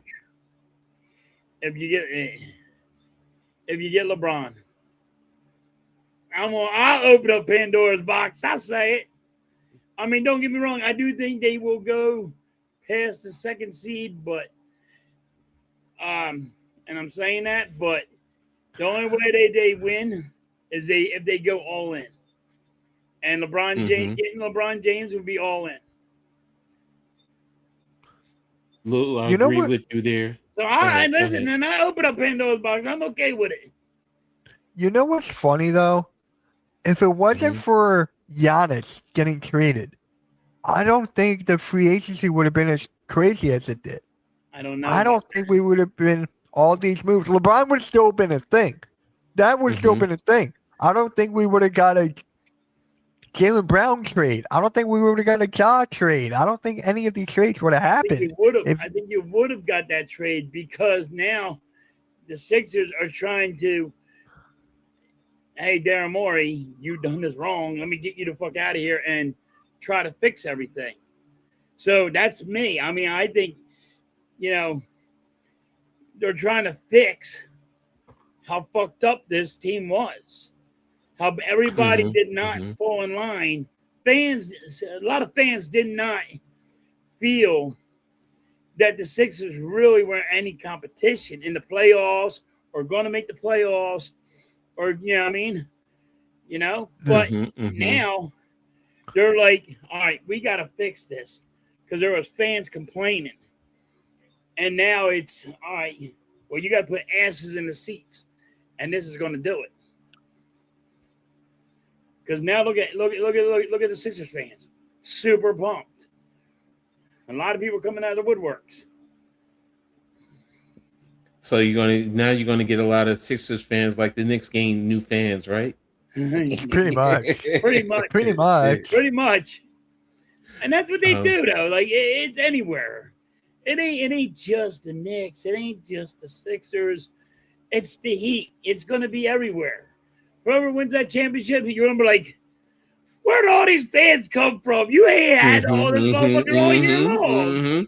You ain't had this since 2008, and now all of a sudden here you guys are. Lou, I will say this: being a coach, and I've had other coaches tell me that's my problem. Is that I treat everyone the same. I don't treat the star players any. I don't treat them better than or put them on a higher pedestal than your role players or your last person on the team. I just don't. That's me, and I get it. That's my problem because I hold everyone accountable the same across the board. So that's why when I was talking about Robert Ory jumping around, it doesn't matter if you're the superstar or the role player. If you're going to make the argument about one player, you need to make the argument about the other. And I know everyone that says, "Oh, because you get this money and you're doing this and doing that," well, you know what? That's me. That's just how I think. That's how I've always been. I say should be locked in the jail. You're saying he's not a murderer. I'm just saying I don't want him. No, I respect that, Lou. I mean, you don't want him. That's fine. So, and I respect it. So, um, you should have. No, I don't. I don't believe in star treatment. I believe everyone is treated the same. You can get my players, former players, and they will tell you Coach Ed treats everyone the same. He does. If I'm going to yell at the star quarterback, I'm going to yell at if I'm going to hold the star quarterback accountable, I'm going to hold the last man on the bench accountable the same way. If you're a minute late, you know what? You got to run laps just like everyone else. If you're the quote unquote star quarterback or the number one receiver on a team or whatever. So that's just me. I mean, And I I've mean, been there told. is some coaches that won't, I mean, if MB's late and he's Mm-hmm. not getting held accountable, you know what I Mm-hmm. mean? Mm-hmm. They really, you really can, I mean, that can't be said. Like, I mean, a lot of coaches, well, hey, give him some leadway because Mm-hmm. Mm-hmm. Mm-hmm. he's talented. Well, I mean, again, I guess, I respect that. I respect what you're saying, Lou. I just don't agree with it, so I'm going to leave it right there. So we're going to move on now. Get rid of basketball, close it out, and we're going to talk a little bit of baseball. So, where is it? I had, I closed it out. Damn it. Sorry. Um, it's early going, but there was an article that was talking about two early Cy Young winners, and they said Cam Shilliter of the Yankees and Christopher Sanchez halftime. Do you believe that they're early favorites and that they can stay on top and become the Cy Young Yeah, winners? I think one of them two are going to be the Cy Young winner. I got Christopher Sanchez winning it, but I think it's Mm-hmm. going to be between them two guys. So it's going to be interesting. The way Christopher Sanchez is pitching, and I seen you got the Yankee that one guy. He's Love like you just too. Love you phenomenal. too, bro. They've been pitching phenomenal. Mm-hmm. Mm-hmm. Mm-hmm. So So you don't think it's going to be both of them? You're just going to think it's one of the two. it's going to be one of the two. Okay. I So who don't do you think it's think going to has be the both. better? I just going to be thinking it's going to be one of the two. Who do you think has the better chance? Is it Cam with the Yankees in the AL, or is it Sanchez with the I Phillies think in the it's NL? good. That's the tough one. Probably Cam. I'm going to go the 'Cause I know way his he's ER. been pitching. Even though I like Sanchez, the thing, the one that has it easier is Cam. Why do you think he has it easier? Because Sanchez, he's not on in our division. He's not Mm-hmm. ranked up though. He's not on that one. It's I forget the guy that's up there past him, but there's a guy Mm-hmm. past him. So they're neck to neck, but I think Cam is the one that's going to be the makes it. I got you. I What's the got guy's you. I got you. name? I'm drawing a blank. No, well, I thought you would have said because he has a better chance in the AL because he's not going to face as many One dominant guy's teams. already passed Christopher Sanchez. Mm-hmm. That's wrong. Yeah, so I forget the guy's name. Hold on. Oh man, what's the guy? Here, so let The me young see if kid. I. He's a freaking young kid that is lighting it up. I Do you forget know who what it is. I'm team? sorry. No, you're fine. You're Drawing a fine. blank. But there's one already kid past Christopher Sanchez on our side is going to probably get the Cy Young. Let me But I think see. Cam's going to get it. It's going to be one of them two, though. But I think Cam's going to sneak away with it. Okay. I forgot. I lost the page. I had an article that I wanted to talk. It was there. Why? Is This it? Is is it? what happens when you get fucking old, Mitch. You don't know names. I'm turning 32 in 2 months from Hey, today. look, we all do that. 32, man. I wish I could have that back, man. That's Can baby I get years. 32 back? That's You baby know, years. 32, I had a good back. It wasn't broken. Yes. I had a good neck, a new back, and I Come was on, young. 32. 32, Hey, man. Come My on, shoulders Mitch. keep on cracking now. Come on now. My shoulders keep on cracking. Mitch, my whole body cracks every time I move it. It's like fucking snap. That crack, is true. pop, I heard Rice it crack. Krispies. I heard it You crack. guys That's ever eat true. Rice Krispies? That's what my body feels like every time I fucking move. Mm. Vic says that Mm. Cy Young will be the Brewers pitcher. That's it, the Brewers guy. Yes. Okay. Thanks, And well, Vic. thank you, Vic. Right That's the guy. now That's the guy. with the trade deadline But he's up there. coming up, I saw where this was talking about Dombrowski. Yeah, here's the matter of fact. Here it is. They Yes, that's were, him. yeah, they were talking about Jacob Misarowski. Yeah, Okay, so he's the one that's um, gonna pay. He's right now passing Christopher Sanchez. here the article in terms of the with a month left to the trade deadline.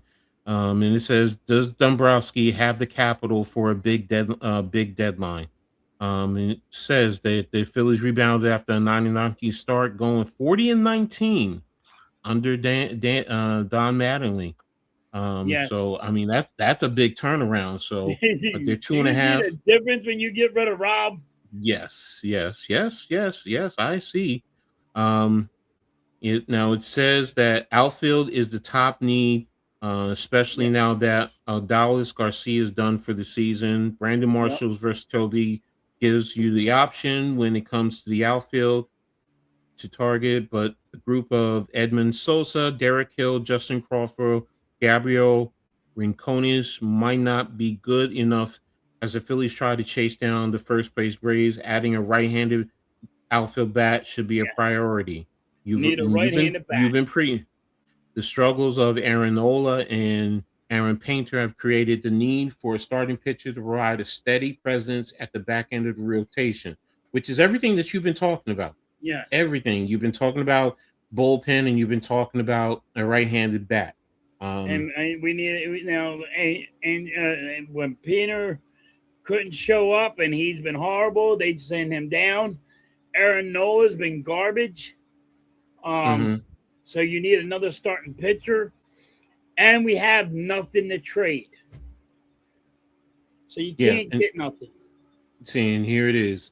It says Dombrowski has never been shy when it comes to trading his prospect, but right-handed pitcher Aaron Painter's value is down following his underwhelming rookie season. Top prospect shortstop Aiden Miller has been sidelined all year with back issues. Right-handed Gage Wood, the number 2 prospect, 54 in the pipeline, could be the best chip if the Phillies target a big name at the deadline.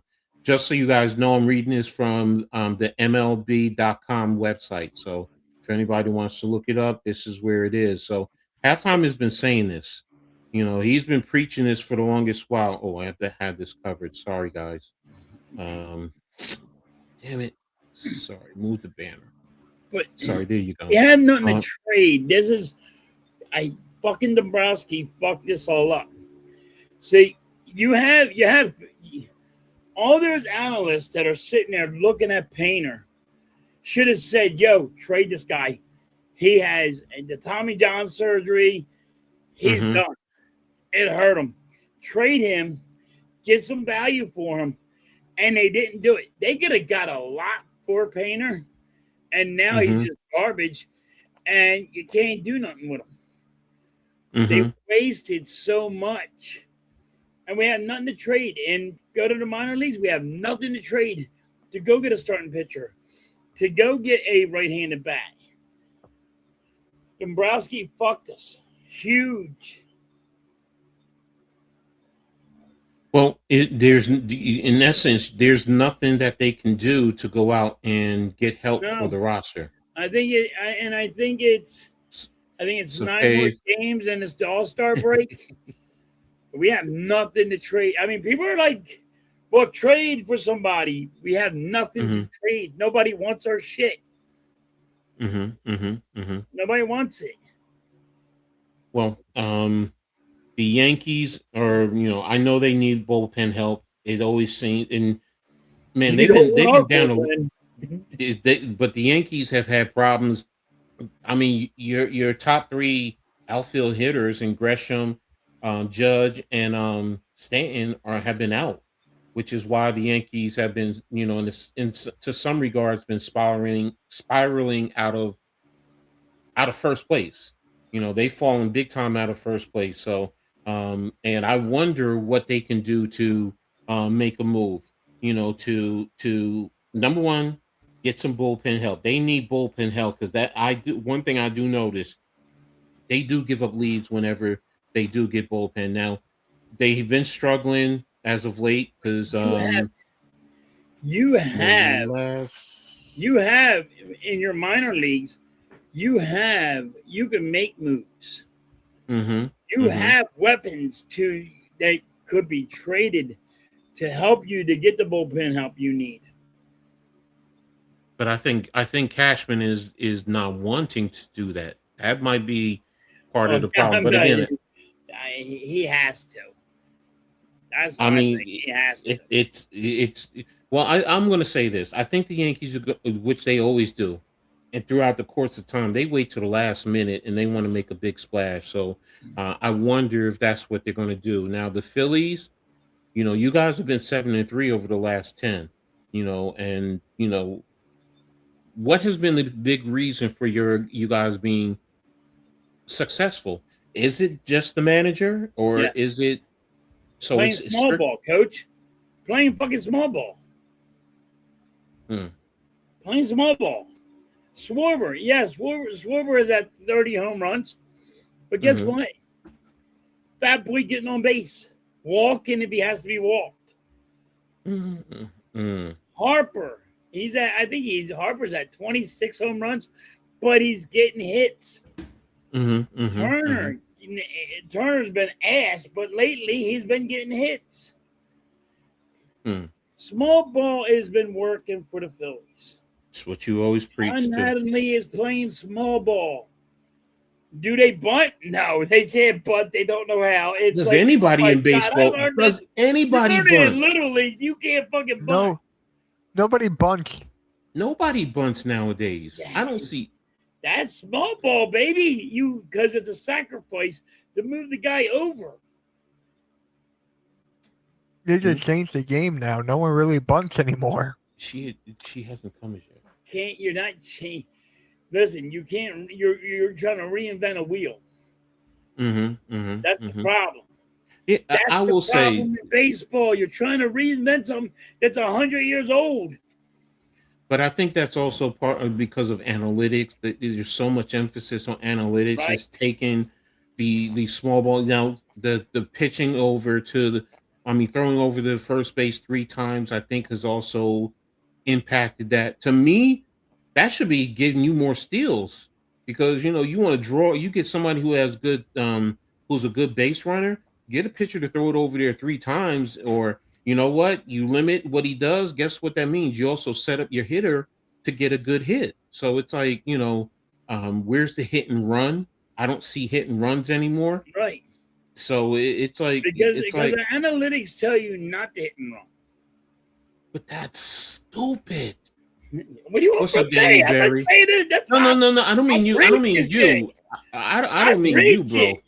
Yeah. I hate. Listen, analytics. People are using it as the blueprint of new. What you call it? But Mrs. Halftime says they're starting to bunt. They ain't bunt. They don't know how to bunt. They're bringing grown men. They couldn't bunt, but I can get a 10-year-old to fucking show them how to bunt. Yeah. Oh yeah. By the way, it says the halftime loves Logan Paul. So there you go. I skipped over that. It's not me. It's in the chat. All professional sports is going out. You're right, Cave. The fundamentals have gone down, man. So you know what? You want to hear something? How about the base running? Yes. Philly's base running is so horrible. And that's there's a pop-up fly going to center field at the warning track. Here it is at the warning track. And fucking, you know what? Here it is. Our guy's sitting at third.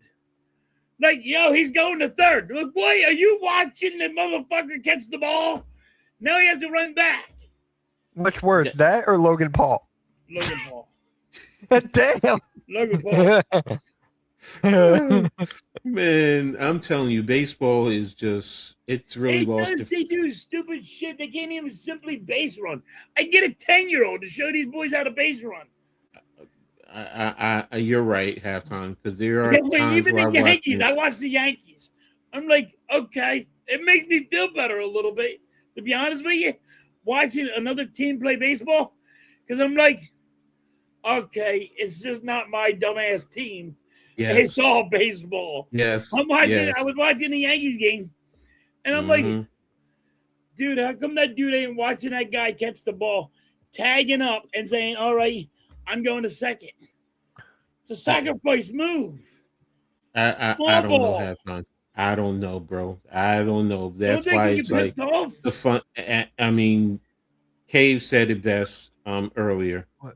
He said the fundamental skill level in all professional sports has gone down. Yes, it does. Yes. Yes, it has. Yes, it has. I will admit that. You know, and It's home you run know, or bust. I will Watching say the Yankees, this. it's home run or bust. They're Yes. swinging for the fence. They got two guys on, and they're swinging for the fence. They want the home run.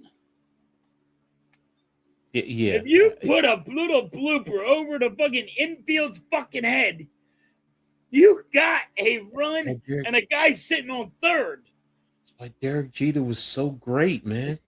He would put the ball in play. He would hit away, and it would change the whole dynamics of Yeah, that's the how problem. the opponent Everybody's like, plays. I I was just watching it. I'm like, oh my god, how come they just didn't? They like I said, it's placement hitting, but it's home run or bust. But it ain't just the Phillies; it's everywhere. No, it's everywhere. It's everywhere. I agree with you there. It's everywhere. So, but all right, we're gonna get to the question of the day. And this one is wait a minute, let me see. Halftime does like Manning more than Rob though, coach, but I'm not saying much. He couldn't stand Rob. So yeah, we know that. We know that. We know he hated him. So now I he just don't hated like the him. analytics. He does analytics too much. Victor says watch the Pirates. They play small ball. Yep, What's up, they do. Homage? I watched them. They Thanks do. for tapping in, man. Appreciate you. But the question of the day: if you had to choose a theme song that plays every time you enter the room, what would it be and why? I was thinking about this. I'm like, what a question. Why is this a question of the day? I couldn't understand it. I'm like, but there's only one song for me. There's only one song for me. Yeah. And I was thinking, like, me and Mr. Halftime was thinking about it. And I'm like, what is good? Like, what are we doing here? Like, what was this question of the day? I'm like, well, there's only one song for me. It's from Dennis Leary. I'm an asshole and I'm proud of it. It's a Dennis Leary. Look, you can YouTube it, Google it. It's I'm an asshole and proud of it. And that's just me. When you listen to that, oh my God, you'll be like, yeah. You listen to that, you'll lie, you'll laugh your ass off. But that's gosh. Oh my gosh. Dennis Leary, you're an asshole and proud of it. I will say this though. You asked why am I picking this? Because it's kind of like towards baseball. If you haven't thought about it, there's always the walk-up song that they're always playing. So yeah, I was thinking about it. I was like, because I was going through the baseball and I saw that question. I was like, oh yeah, you know what? That would be good to go into baseball. So, but yeah, you're it out. So go ahead, Mitch. Give it to us. All right. So I got stuck with a couple. I was thinking "Lose Yourself" by Eminem.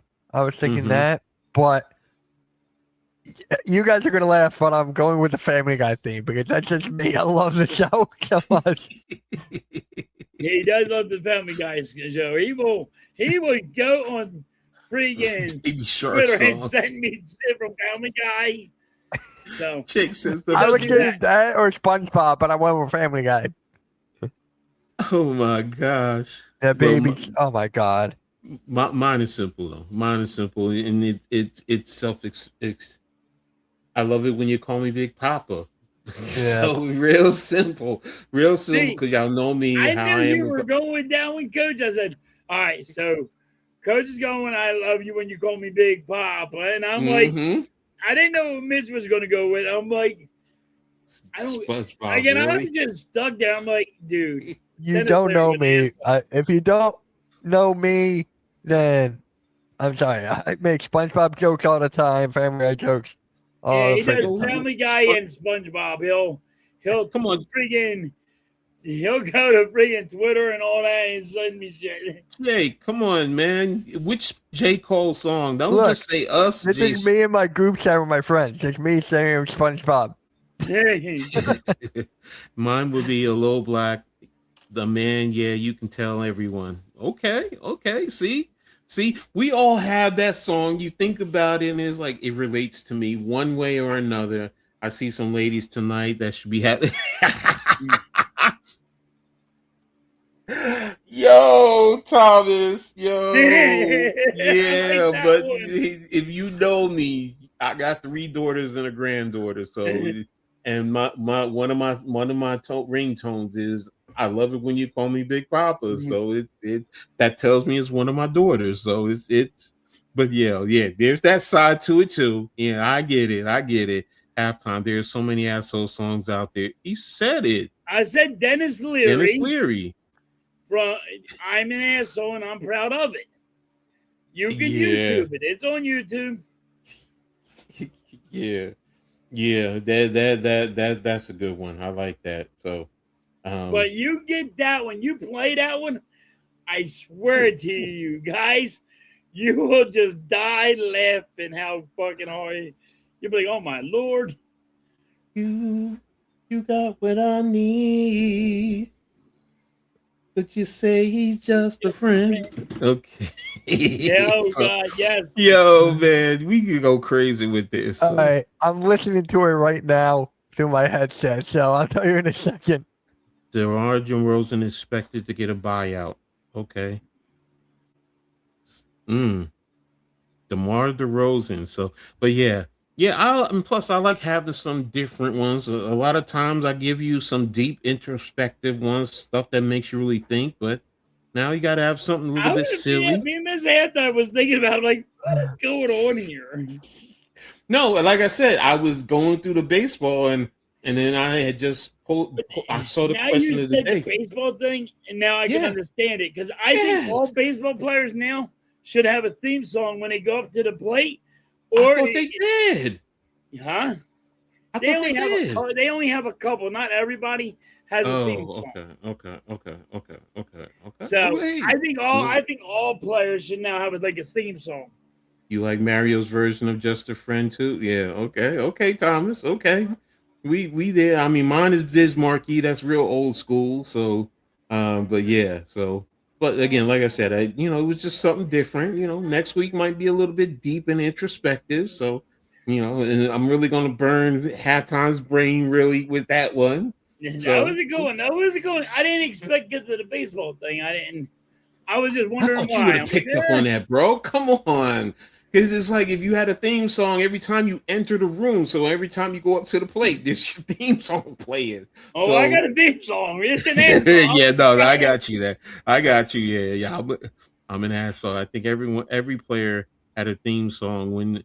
Yeah, I thought they did too, but I didn't think everybody has a theme song. I know Phillies don't. it's hard to pick Wait, between hip halftime. hop It's and just called Asshole, right? That's the one I'm Yeah. listening to. It's Dennis just called Leary? Asshole. Yeah. I didn't go metal. I really didn't dive into it, but I could have done that too. Yeah, Because I this was a song's metal. halftime. I could just say that right now. This song's definitely halftime. You got I'm gonna to listen listen to to it on YouTube. I just did. Coach, it'll get you fucking tears in your head. It's Well, it's from a movie. Which movie is that? Huh? Is that from a movie? No. Asshole? Because it's from I know the guy from several movies. Yes, he had a couple of movies. He has a TV series right now. Right. All right. Dennis Leary's on a TV series right now where he's an army guy and he has a daughter that's in the army and he has to try to teach her how to not be an army brat. Now we're gonna move on to the best sport in the world. Oh wow, the Kings are gonna buy out DeMar DeRozan. Yeah, what you call just said that in the chat.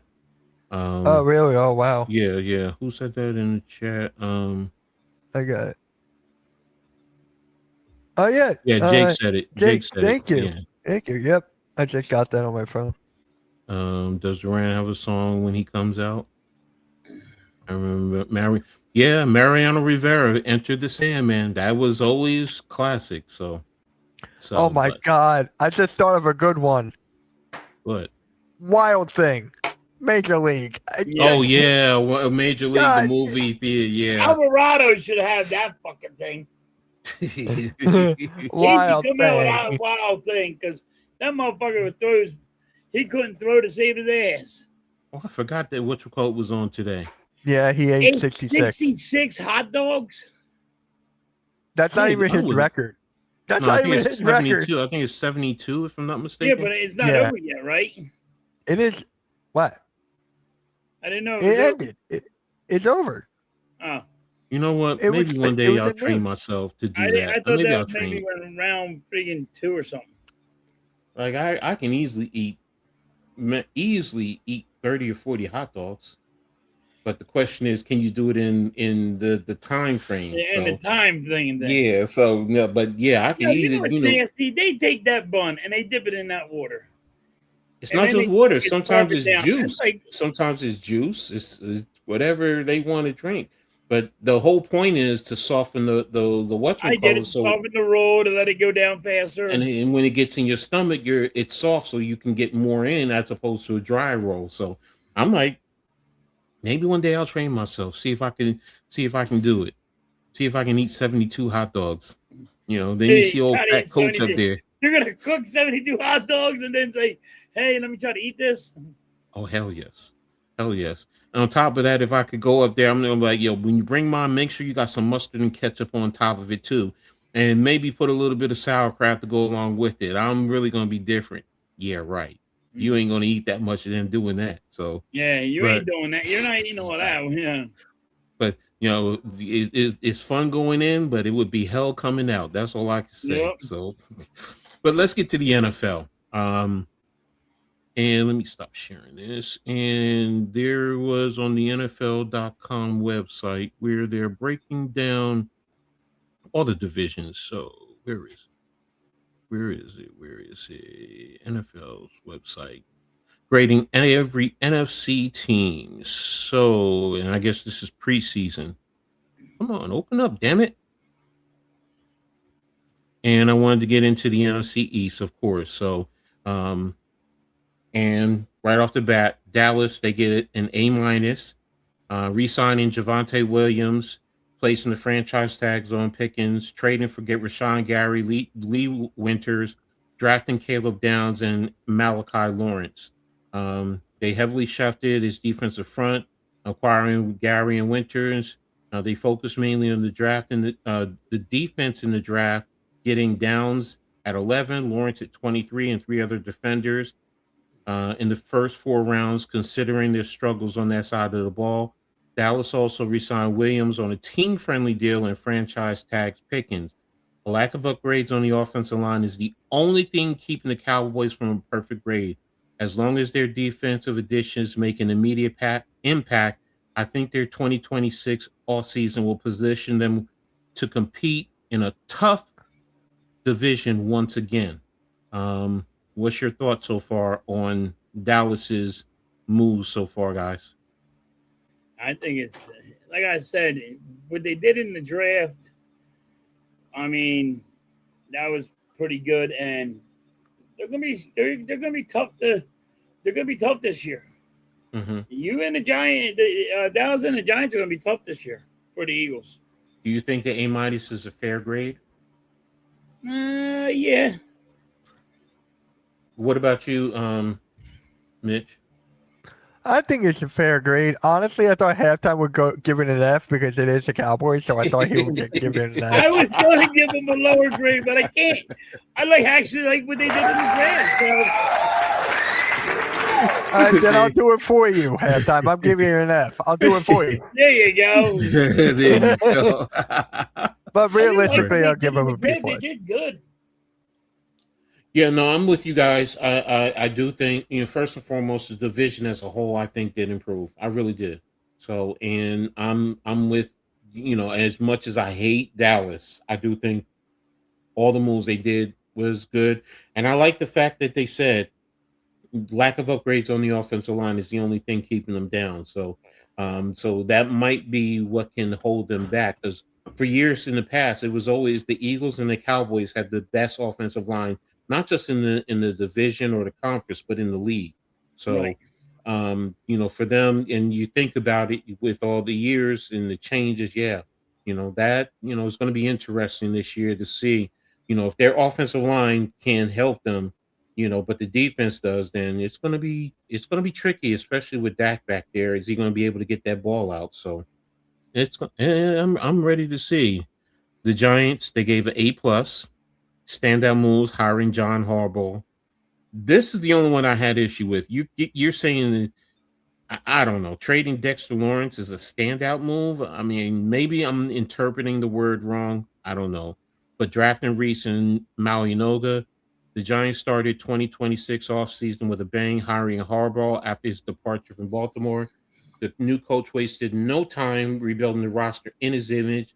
New York signed 4 players who played for the Ravens last year, including breakout tight end candidate Isaiah Likely, defender Tremaine Edmonds, cornerback Gary Newsom, defensive tackles DJ Reader and Shelby Harris.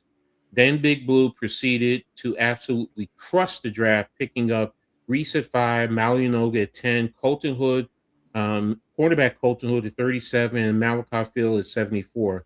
My colleague Gennaro Felice ranked their draft class second among all 32 teams. The G-Men arguably improved in every facet of the offseason and are one of my favorite sleeper teams in 2026. Now, do you agree with the A plus grade? The Dexter Lawrence thing kind of is fucked up. I don't know where they get the A plus at. Mm-hmm. I give you an A. You got hardball. You Mm-hmm. went and got the draft picks that you got. Mm-hmm. I mean, but like the Dexter Lawrence thing, like, how is that going to help you? You know what I mean? Like, he's gonna. That's a hard fucking shoe to fill. No, I agree with you So there. So that I would just say it was an A, not an mm-hmm. A plus. Ooh, sorry Because guys. you lost Sorry a guys, main I did guy. not realize I had the what you You called lost up. the main guy. So No, I agree with you there. So, and that's why this is you know I like the A plus, but I'm with you. I probably would have gave it an A. Um, now, do you you give know, him an A plus because you just went and got John mm, Harbaugh? well, of course, if it's just about Harbaugh, then yeah, it's If an it's A just about plus. Harbaugh, then okay, Now, I see that. here's the thing: if you didn't trade Dexter Lawrence, then you wouldn't have gotten Malinoga, and your offensive line wouldn't be considered one of your better Right. teams. So it's a give or take. You to get That's, something, you got to give up something. I don't know. It's a hard one to swallow. Hallelujah theme He's song. he's a Yeah, well, big ass to fill. in 104 degree. I'm eating all those. Yeah, see, there you go. What about you, Mitch? Do you agree with the A plus for the Giants? I'm gonna give it an A. It's just the Dexter Lawrence thing for me. Mm-hmm. Uh, Mm-hmm. yeah, I love Harbaugh, I do, but now we got to go against them twice for how many years? Mm-hmm. Mm-hmm. And they cheat though. You know the hardballs cheat. Damn it! It's not that one, right? If you're I not know cheating, it's you their ain't. brothers. So you If you're don't not think cheating, you ain't they're trying. brothers? So Damn it! They cheat. yeah. I really want. Coach knows how I feel about this. I wanted both Harbaughs in the same division.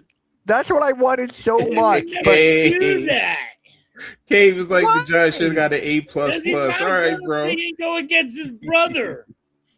So Well, no. Here's the thing. They don't want to be in the same conference for one simple reason. At least if we get to the Super Bowl, both of them, like they did before, Right. at yeah, least somebody in the family wins the Super Bowl. So that's really their ultimate thing. So, but I get what you're saying. If you play in the same division, you could play twice a year. So I get it. So, but yeah, and Brotherly Thomas, rivalry. Like, what? Thomas, don't forget one thing. You got Reese, but you also got Tremaine Edmonds. They both are spitting images in terms of players. Both 6'4", 245 pounds. Reese runs a 4.4. Edmonds runs a 4.5. They can I say cover you the guys are tight ends, the running back. So, well, I yeah, said the Giants are going to be tough this year. no, yeah, I'm hoping so. I'm hoping so. Let me just put it like What have that. I So, been saying, Coach? It's going to be like a one. yeah, It's going to be one, a one game that is yeah. going to split us. All right. Now the Eagles, they got a B plus. Standout moves, trading AJ Brown, signing Tariq Woolen, losing Jalen Phillips. Eagles general manager Howie Roseman runs one of the most consistently successful teams in the league, so it's possible this offseason will look better as time goes by. But parting with Brown, Phillips, and linebacker N'Kobe Dean, among others, could hurt. Philly did acquire outside linebacker Jonathan Greenard and signed outside linebacker AJ Espinoza to fortify the pass rush, and also signed the boom or bust Woolen to bolster the secondary. Of course, before trading Brown, they jumped the Steelers to draft wide receiver Malachi Lemon and pick up tight end Eli Stowers in the second round. The offense might look different in 2026, which could be a good thing after last season inconsistency. But it's a lot of change for a team that won at least 11 games in each of the last 4 years. Roseman's track record earned the benefit of the doubt and a respectable grade. Do you guys agree with the B plus? I think it should have been a B. Could have been a Mm-hmm. B minus. You got ready. You lost AJ Brown. We lost AJ Brown. We got Lemon, but once again, we have an offensive coordinator that has never called plays. Mm-hmm. Listen, Mm-hmm. one day, I mean, like, this is the third time, like the third time right now. We keep on getting an offensive coordinator and never call plays, and Mm-hmm. you think it's going to change. Now the rookie Lemon is saying everybody in the locker room is saying how hard this offense playbook is. Mm-hmm. Mm-hmm. The rookie's saying it's not just him, it's a lot of people. Mm-hmm. Where have you heard this from? I heard about Makai Lemon. Where have you heard about all the other players? Because I haven't heard anything Because about that. I just heard Lemon say. So it's Lemon. It doesn't mean it's everybody. Mitch. All right. What? I'm not gonna. They were saying there was a couple of guys. Who are those guys? They didn't say. I'm just busting your balls. I know they didn't Busting say. your balls, I man. know you're trying to.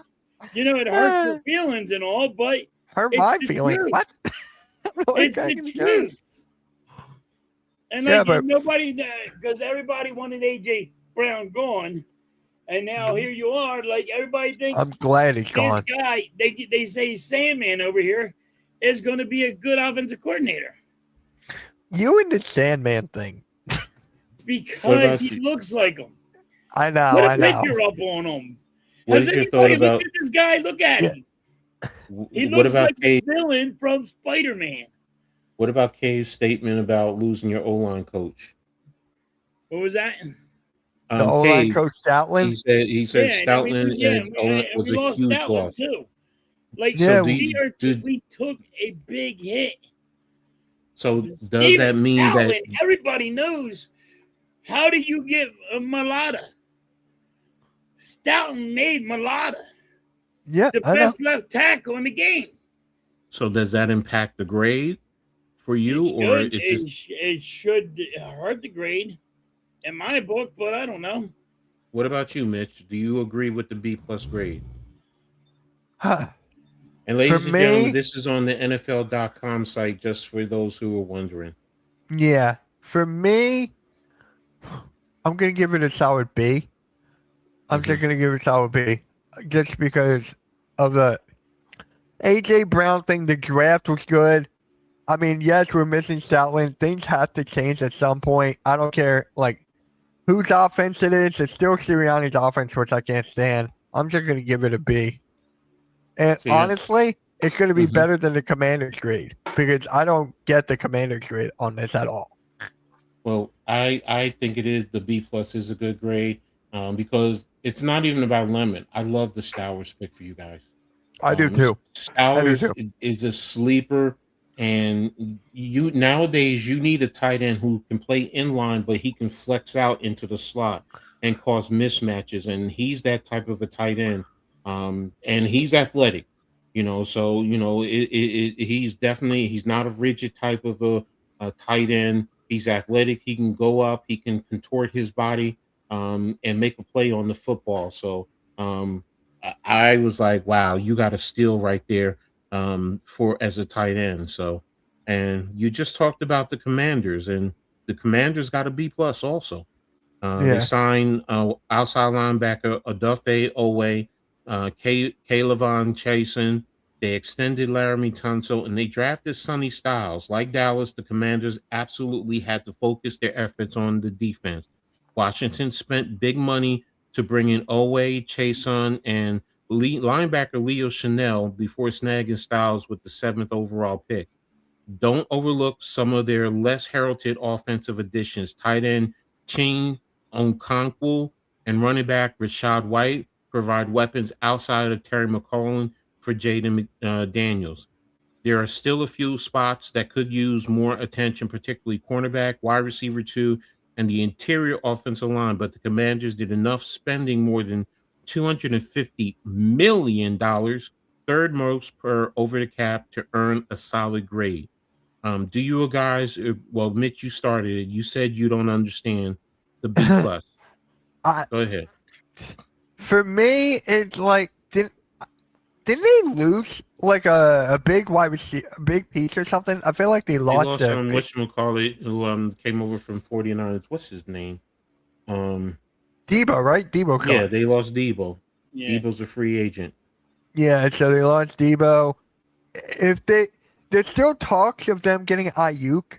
Yes, If they I. get Ayuk, that changes everything for me because now you got a good wide receiver. You Mhm. got a Jaden Daniels who they're overhyping. I still don't see him that high up in the NFC. But getting Brandon Ayuk changes everything for me. If they get that, hopefully he will calm his ass down a little bit. But yeah, if they get Brandon Ayuk, it changes everything. What about you, halftime?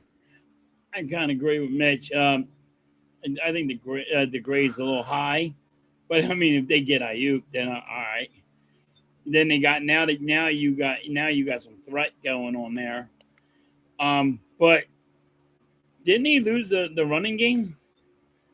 The running game was Mm, weak, right?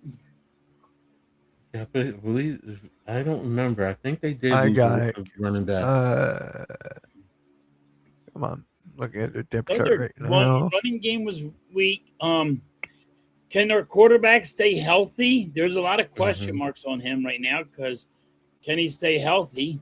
Because didn't he get hurt like twice Yeah, he He got got hurt hurt last here? year, 3 times. 3 times Three. last Oh, year. it's 3 times. So, but like it's like, can he stay healthy? Commanders have that issue with quarterbacks; they can't stay healthy. Well, um, if he goes down, they have a great quarterback who they just got in the 7th round, who I love for them. Shout out to my boy Ethan Caligmanis by way of Rutgers University. So let me stop. Let me stop. No, I will say this. Um, I'm not high on their draft. In me, their grade also. I actually would thought it would be a C plus, and the only reason why I give it a C plus is because of Sonny Styles. um, I get it, bringing in Chase on and Owe, Styles, Chanel. But if you're bringing in that many linebackers, then you're telling me that you really don't have anything at the second level Yes. already. That's all. That's what you're already telling me. So now you have a defensive minded head coach. But let's not forget he is a defensive coach. So, but what are you going to do? And then, like you said, offensively, you really, right now you're counting on Brandon Ayuk getting released by San Francisco to be their big impact play for somebody who's coming back. Didn't really play last year. I don't think he played at all last year, and he's coming off an injury. So Yeah. it's like, okay, I get it. He's a name, but what has he? We're in the day and age of what have you, as Janet What have Jackson you said, done what lately? have you done for me lately?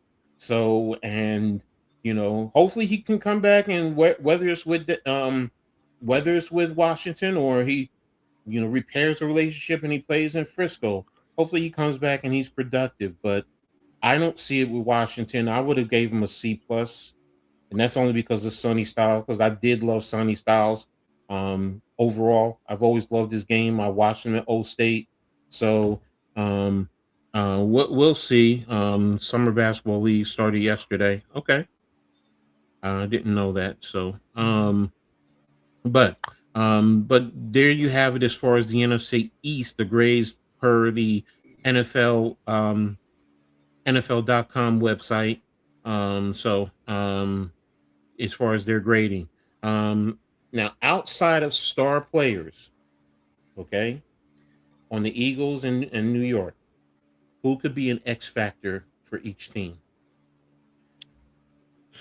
All right. For my Eagles, the X factor here, like, can it be a collective of players or can it Yeah, just only one? you can do a couple of players. Yeah, that's fine. Okay, then I'm gonna go offensive line for the Eagles, just Okay. because of health wise.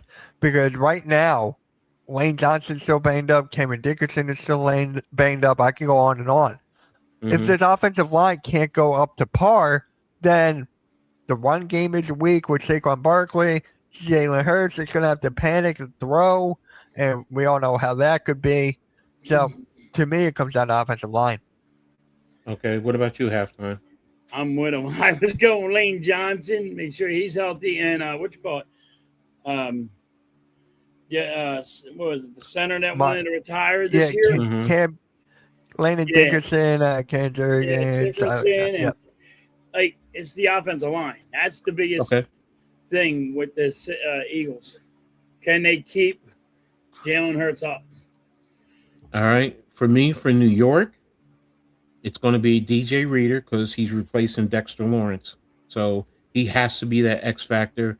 And then I'm going to go out, and most Giants fans are going to say, what? They don't like it. But it's Deontay Banks. Deontay Banks, when he thrived his rookie year, he played under Wink Martindale. And Wink Martindale had him in press coverage. And that's when he was most productive. In the last couple of years, we're playing him in off coverage and playing a lot of zone where he's better as a man press type of a cornerback. Where now we're getting back to that in terms of principal purposes. So it helps also the front pass rush. And if the pass rush gets going, guess what that means? He's going to get opportunities to make a play on the football. So, and he's a dynamic player when the ball is in his hand. Go look at him as a returner.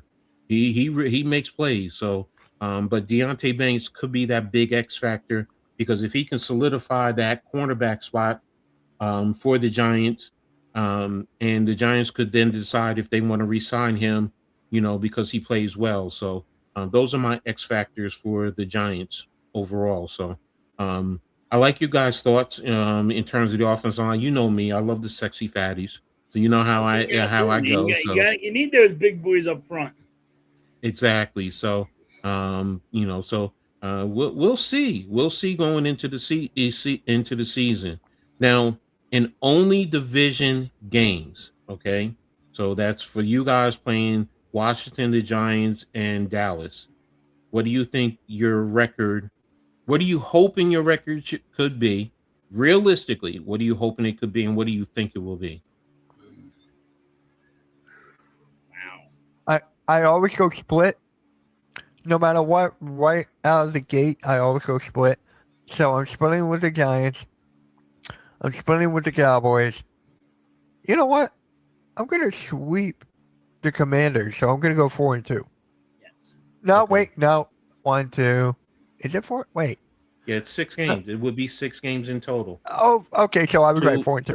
Yeah. So, what about you, halftime? Yeah. I think it's going to be. I agree with Mitch. I think it's going to be split between Dallas and the Giants, and it's going to be the Commanders. I think we're going to sweep them. Okay. Like I said, That's what you think. it's going to be a tough season this year. I'm going to say this. I think what I hope happens, the Giants go 5-1 in the division, but I think they're going to be 4-2. Um, Okay, I like that. so I really think that. Now, do I want? That's what I want, and probably going to be split with you and sweet Dallas. That's what I would love the most. Oh, there I you would go. celebrate That team sweet down Dallas. south. Yes, that team down south in Washington. So, so there you have it. So, and I kind of gave you, which is what I was, what do both teams need to do against the opposite to win? So, and I'll start for the Giants. Control the line of scrimmage. You need to take away the run, and you need to be able to run. Plain and simple. It's just that simple for the Giants. Because if they can take away the run, you put the ball, in a sense, in Jalen Hurts' hands, and you guys don't have A.J. Brown on the outside. So, um, can you develop some consistent play within your receiver tight end unit? And defensively, the Giants can bracket Devontae Smith and force someone else to really step up and produce. That's why the run game taking it away. And then for the Giants, if you can run, be physical in the run game, that sets up your play action and it allows you to do a whole lot more. Get to your tight end likely.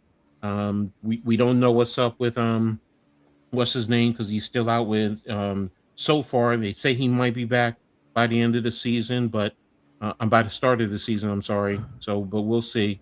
But yeah, the pass game, we'll see what happens. But yeah, we need the run game to really take hold. So what about you guys?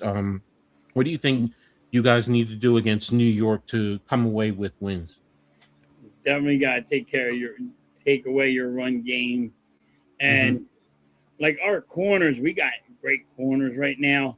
So we Mm-hmm. got to Mm-hmm. take out your friggin', you know, we're going to take out your wide receivers and try to. Our defense is going to have to step up huge, because I think right now we're going to be struggling on offense like we did last year. Mm-hmm. Mm-hmm. So I think that's really going to see what happens though. But I think our defense is going to have to step up huge, and that's what made us win games last year was our Mm-hmm. defense. So Mm-hmm. I think it's going to be like that this year. What about you, Mitch? For me, run the ball. Mm-hmm. We need to run the Mm-hmm. ball, Mm-hmm. Saquon Barkley as much as possible. And I said this on a live stream. I forget when. I think it was my Fly Like an Eagle podcast. Someone in the chat goes, well, who's a backup running back for itself halftime? I'm going Isn't it blank. Dylan? Isn't it Dylan? Oh, Isn't it the dude, that came over from Green Bay? Isn't it AJ Dillon? no, No. he's gone. No, he's gone. It's Tank Bigsby, ain't it? Yep. Because Tank Bigsby, if he gets the ball, he had a good run there. He just didn't Yeah. get a lot of opportunities. So if Tank Bigsby and Saquon Barkley get enough opportunities, we're cooking. So for me, How it's come just they run don't the do ball. that anymore? Like they don't I use don't know. a two-headed monster anymore. Well, I mean, you're going to see that out of the Giants. And one of the big thing, and you know what? I didn't even think about that. Yeah, it's Patrick Saquon Barkley, Ricard. Tank Bigsby, Will Shipley, and Damian Pierce. Hmm. Those are running backs. Another X factor I didn't even think about is Pat Ricard, especially in the run game. The fullback Yep. that came over from Baltimore.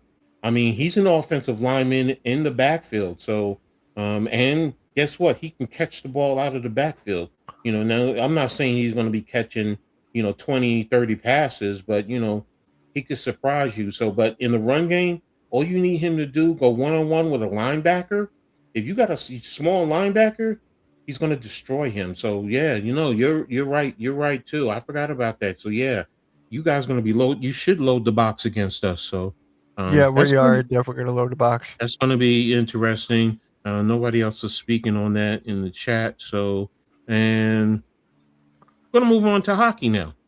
And you guys signed to an offer sheet. Center Leo Carlson, 5 years, 90 million. If I'm not mistaken, it's front loaded. It's like 85 million guaranteed, if I'm not mistaken. Yes, it is So, all up front. so will Anaheim match that offer? And if the Flyers secure him, what does he bring to Philly? So go ahead, halftime. I don't think the Ducks can match it because they have too many people that had to be signed. They have it was 35 million. They told me. I said 32 was corrected. It's 35, but they have three other guys behind them. You can't pay him $18 million, and the guys are behind him want 12 million, and you're going to tell them no? It's not gonna work. So the Ducks are they're gonna have to say they can't do it probably around Monday or Tuesday, and then the Flyers will get him. He will be the highest paid hockey player. He's only 21, but he was outstanding. And we went face-offs. This would be a huge move for the Flyers. Let's see. Wait a minute. Oh yeah, we're getting Claude Giroux back too, right? No, I hope not. 18 million a year. They said they're looking into him, but I don't want him back because what happens when you bring somebody back? In Philly, Mitch, they don't work out. Sometimes they do, sometimes they don't. No, they never work out. What does it mean where they're signing guys to a one-way contract? Because I was looking like at the Devils, the Islanders, and across the league, and a lot of teams are signing one-way contracts. What does that mean? Just to bring in, they're not giving up much. They're just it's just a regular contract. So it's similar to like a two-way contract in the NBA. They're like for young players, or it's just okay. I got you. Yeah, because they're younger and Okay. What does he bring to Philly if they secure him?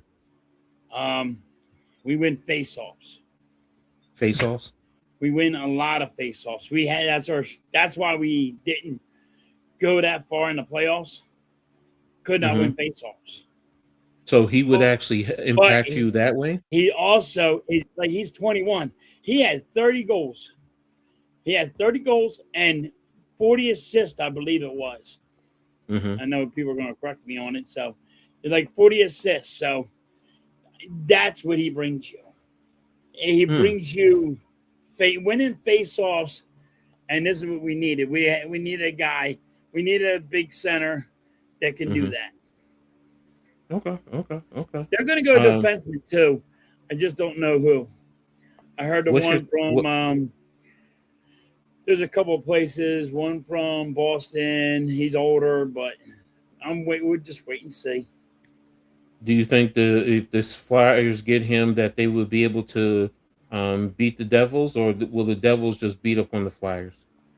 Oh, we're going to beat up on the Devils, man. We get him. But you know what? He's fucked up. The Devils got our number. I hate to say it. You know, there's a team that always got your number. Yeah. The Devils got the Flyers' numbers. I don't know how. It's like the Devils ain't really that good, but they beat the Flyers. Shut the fuck up. Jersey always sneaks up this from time to time, and then they play well. So I was expecting them last year to be better. Because the year before they were showing promise, and then last year it's just like, So we'll see. So maybe Jeff's angel will come down and wrap around the Devils and help them. So because he's a big Devils fan. So it's good. It really is exciting to be a Philadelphia fan. Flyers are fucking taking the playbook off the Eagles. Saying, hey, this is how you go do it. You go get the guys, and now the Sixers are doing it. It's kind of exciting to watch. But you gotta end up winning the chip by doing that. We will. It doesn't. You didn't think you were going to win a chip, damn it. Hey, look, we did though. That's the whole purpose. What does Blaze always say? I always sell short because I want to be the underdog. So that's me. Halftime has never been more bought in. That's good though. I mean and when your teams are doing well, that's what you want. You want to be able to be bought in and really have a sense of pride because your team is putting, halftime is putting money on the Sixers to win the chip if they get LeBron. Yes. Okay. Okay. So I'm good. I'm I'm going to the Sixers. I'm going to casinos tomorrow. Which one are you going to again? I'm going to Atlantic City. Caesar. Which one? Caesars. Is that the one you go to? I thought you don't go. Wait, is Borgata I still go to around? live. I do go to live, but I'm going to Caesars. I know that. But is The Borgata reason still we go there? to Caesars is because my brother passed, and me and him always went to Caesars, and we always took that long ride. Live wasn't around when me and him used to go at 2 o'clock, 1 o'clock in the morning, 3 o'clock in the morning. So it's just it's like I don't know, like a farewell celebration thing. You can say. Have you? I'm gonna make that ride by myself, and halftime. Is Borgata still open? No. That's gone, right? Yeah, I think now it's some kind of college thing where they have like some kind of college thing now that I heard. Huh. I gotta look into that. Oh wait, no, the Borgata's still there. Yeah, that's what I thought. Okay. No, it's the other one I was thinking about. What was the other one? Showboat. The Showboat, yes. Okay, yeah. Showboat is a college thing now. Yeah. Borgata's still there. Okay. All right. I know, Mitch, you said you're going to be chilling after this. So you got something tomorrow that you're doing? I haven't been down Atlantic City in a long time. Okay. I hope you have a good time, bro. What are you doing tomorrow, Mitch? Tomorrow, nothing. I don't have a Sunday morning show. You're not doing the football show tomorrow? No, because they're not going to be home. It's July 4th weekend. So okay. I'm just not going to run it this weekend. So. Okay. Yeah. Maybe one day I'll pop up with you guys, help you out. Yeah, go for it. I'm fine with it. What about you, halftime? You got the Phillies tonight, right? I got the Phillies at 8 tonight, then Phillies tomorrow. Mitch, I don't think he'll do the Phillies. It's past his bedtime. I don't watch Phillies. I don't watch baseball. Mitch is big on the Raptors. It's like 8 o'clock at night, Mitch. Yeah. It's 8 o'clock at night, Mitch. I don't think you're going to be like, nope, I'm done. The game will be over at 11. Yeah. Or 10:30. You're already in bed at friggin' 9. Okay. Well, when I was 30 years old, I didn't go to sleep. You want to continue building. Well, yeah, there you go. That's what you got to do. You got to be consistent to build it. I know that. I'm trying to get there myself. So, but there you have it. I mean, it's been a great show today. I appreciate everyone being here. Everybody in the chat, you guys have been awesome. All your comments, the debates. I mean, it's never personal with me. I appreciate it. So, I hope no one thinks I'm, take it personal. No, I'm grown enough to say, look, you're entitled to your opinion. So, thank you, Nick, for the $1.91, the goats. Thank you for the super chat. Appreciate that. So, everyone, make sure, again, if you haven't already done so, go back. Even if you come back to rewatch, hit the like button. For Mitch Kofsky, halftime, Philly halftime, Coach Ed, the Aboriginal Sports Network, and the Hardcore Sports Network. All that information is there in the chat, man. We really appreciate everyone always supporting us. And we will be back. I'm busy all week. Trust and Believe, got W coming up, and Pick and Roll, as well as Heart of the City, as well as Read and Attack. So got a lot going on. So probably, I've probably super chat over $500 to halftime in total. Hey, man, that's a true supporter. Appreciate you, man. Thank you for always supporting him, man. So, when he hit 1,000, I sent 100. Okay, there you go, bro. There you go. All right, so you did. This is for you, Nick. So there you go. Appreciate you. So appreciate everyone for being here. So make sure y'all go into the Hardcore and the Aboriginal. Some great content creators there. Not just these mediums that we talk about, these sports, but plenty of other sports content that you can tap into. So Appreciate it. So, Yep. it's The our Hardcore pleasure. Sports Network just hit 1,600 this morning. See, there you go. We're like insane. Our SmackDown watch party, my guy Ricky got 500 views. There you go, Nice. bro. There you go. There I'm like, you what go. the hell? I'm looking at it now. Jesus. Oh, wait a minute. I got whatchamacallit tomorrow. I think I got the Liberty tomorrow. Is it tomorrow? Yeah. No, wait. It's the 7th, I think. Because you I'm just trying to swim it tomorrow. No, okay, no. Oh, I was thinking about doing Indiana and Las Vegas. The okay, Fever so and the Aces. which one did you No, I gave you sent- Tuesday. Yeah, I gave you Tuesday. I gave you the Liberty and Portaggio. Wings. Liberty Yeah, and the Wings. Liberty and Wings are on Tuesday night. So, but yeah, don't give yourself enough credit. Yeah, he's a hardworking man. So yeah, Mitch he is the point Mitch says guard. he is a lazy ass, but he's always doing something. I'm gonna be playing Fortnite for the rest of the night. What are you talking about? No, but you help a lot of people out on friggin' hardcore sports. Yeah. Yeah, no, he's always grinding. So He does. he's He does. networking He acts and like he don't do shit, but he does some I shit. don't halftime. You just Halftime. All my friends say I'm a lazy Jew. You do the things on well, computers. and Mitch, I will say this: to get Yeah. to 1,600, you can't be lazy, bro. So you're doing something For the right. network, it's not me. I just built the platform.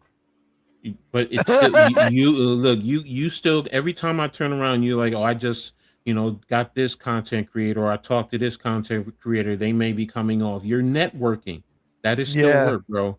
We So, may get someone tomorrow for recap show. So for like a wrestling like Raw, we'll get a recap show after the watch along. NXT will get one. So there you go. yeah, I will that say this, aspect, bitch. You know what you need to do? What? You need to eat. You skinny boy. You skinny. It's not you need my some fault. fat My boy. parents are small. It's No, not my fault. you need to eat. You need some friggin' put some meat on them bones. You gotta become fat. You gotta eat more Mercado halftime. No. Look at that. Nick will probably laugh when I just said. Yeah, man, y'all are hilarious, man. You gotta Y'all are eat. You gotta hilarious. eat more. You gotta get some meat on them bones. Wow. And you gotta stop drinking Pepsi. Okay. I do have to stop drinking Pepsi. I can't lie. I drink a lot. You know, they say he drinking Pepsi and drinking soda in the heat. Like, it's bad for you. Okay. The energy. Mikados. There you go. Yeah. Me and Halftime set it up where Nick Teriyaki had lunch chicken. with both of us. Yeah, I got teriyaki chicken. Nick there. Teriyaki He didn't even chicken know is I was some good coming, stuff. and I did. I called Mitch. I said, "You let me know when you're there," and I went there and met him. Yeah. All right, well, that's what's up, man. That's what's up. So, So I got to meet. It's kind of cool to meet some people. I got to meet him. I got to meet Mike. It's always in the chat. I forgot about that. Yeah. Well, hopefully I'll be meeting y'all soon because I've been walking a little bit now. So there you go. I'm meeting. Yeah, I'm meeting AK in 2 weeks.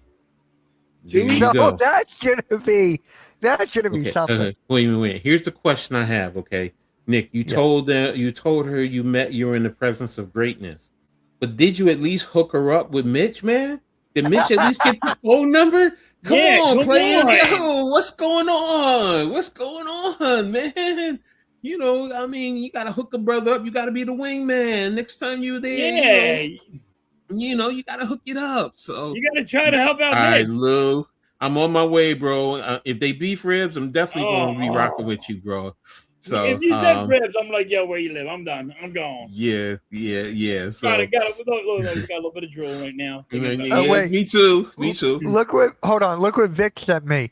Brady, Jordan, LeBron, title combined 17. Joey Chestnut, 18 titles. There you go. She didn't even speak English. She didn't even have a clue what I was saying. Oh, okay. You got 2 racks on the grill. But are they Lou? Are they beef or are they pork? Because if they're beef, I'm in. If they're pork, I'm sorry, I don't do pork. So So that's me, bro. But yeah, I'm in either way. Pork, beef, I don't yeah, care. I know. I'm fat. Damn low, damn, bro. Oh, you ripped my heart out. So, so now let me stop. So, yeah, we got ready to get out of here because I want to go get something to grub on too, anyway. So, but I appreciate everyone. Y'all have been phenomenal today. This was a great one. Everyone, have a great holiday. Be safe out there. Enjoy the fireworks. Fireworks. So I'm done. That's the best thing I've ever heard. That got me too. I can't wait to tell my Jewish friends that they're gonna die. Hey, you wanna know what? I live in a Jewish facility. There are Jews in here that do eat pork in here. So I was like, oh wow. Yep. But yeah, everyone have a great 4th. Be safe. I hope if you can see a fireworks show, you can sit back with your family, friends, some popcorn, some beer, or some Pepsi, whatever you drink, and have a good time. So, but we're gonna get out of here. Again, it's a great show today, phenomenal, and we'll halftime now. Be back next week. So until then, what do you always say halftime? Catch you boys on the rebound. Peace.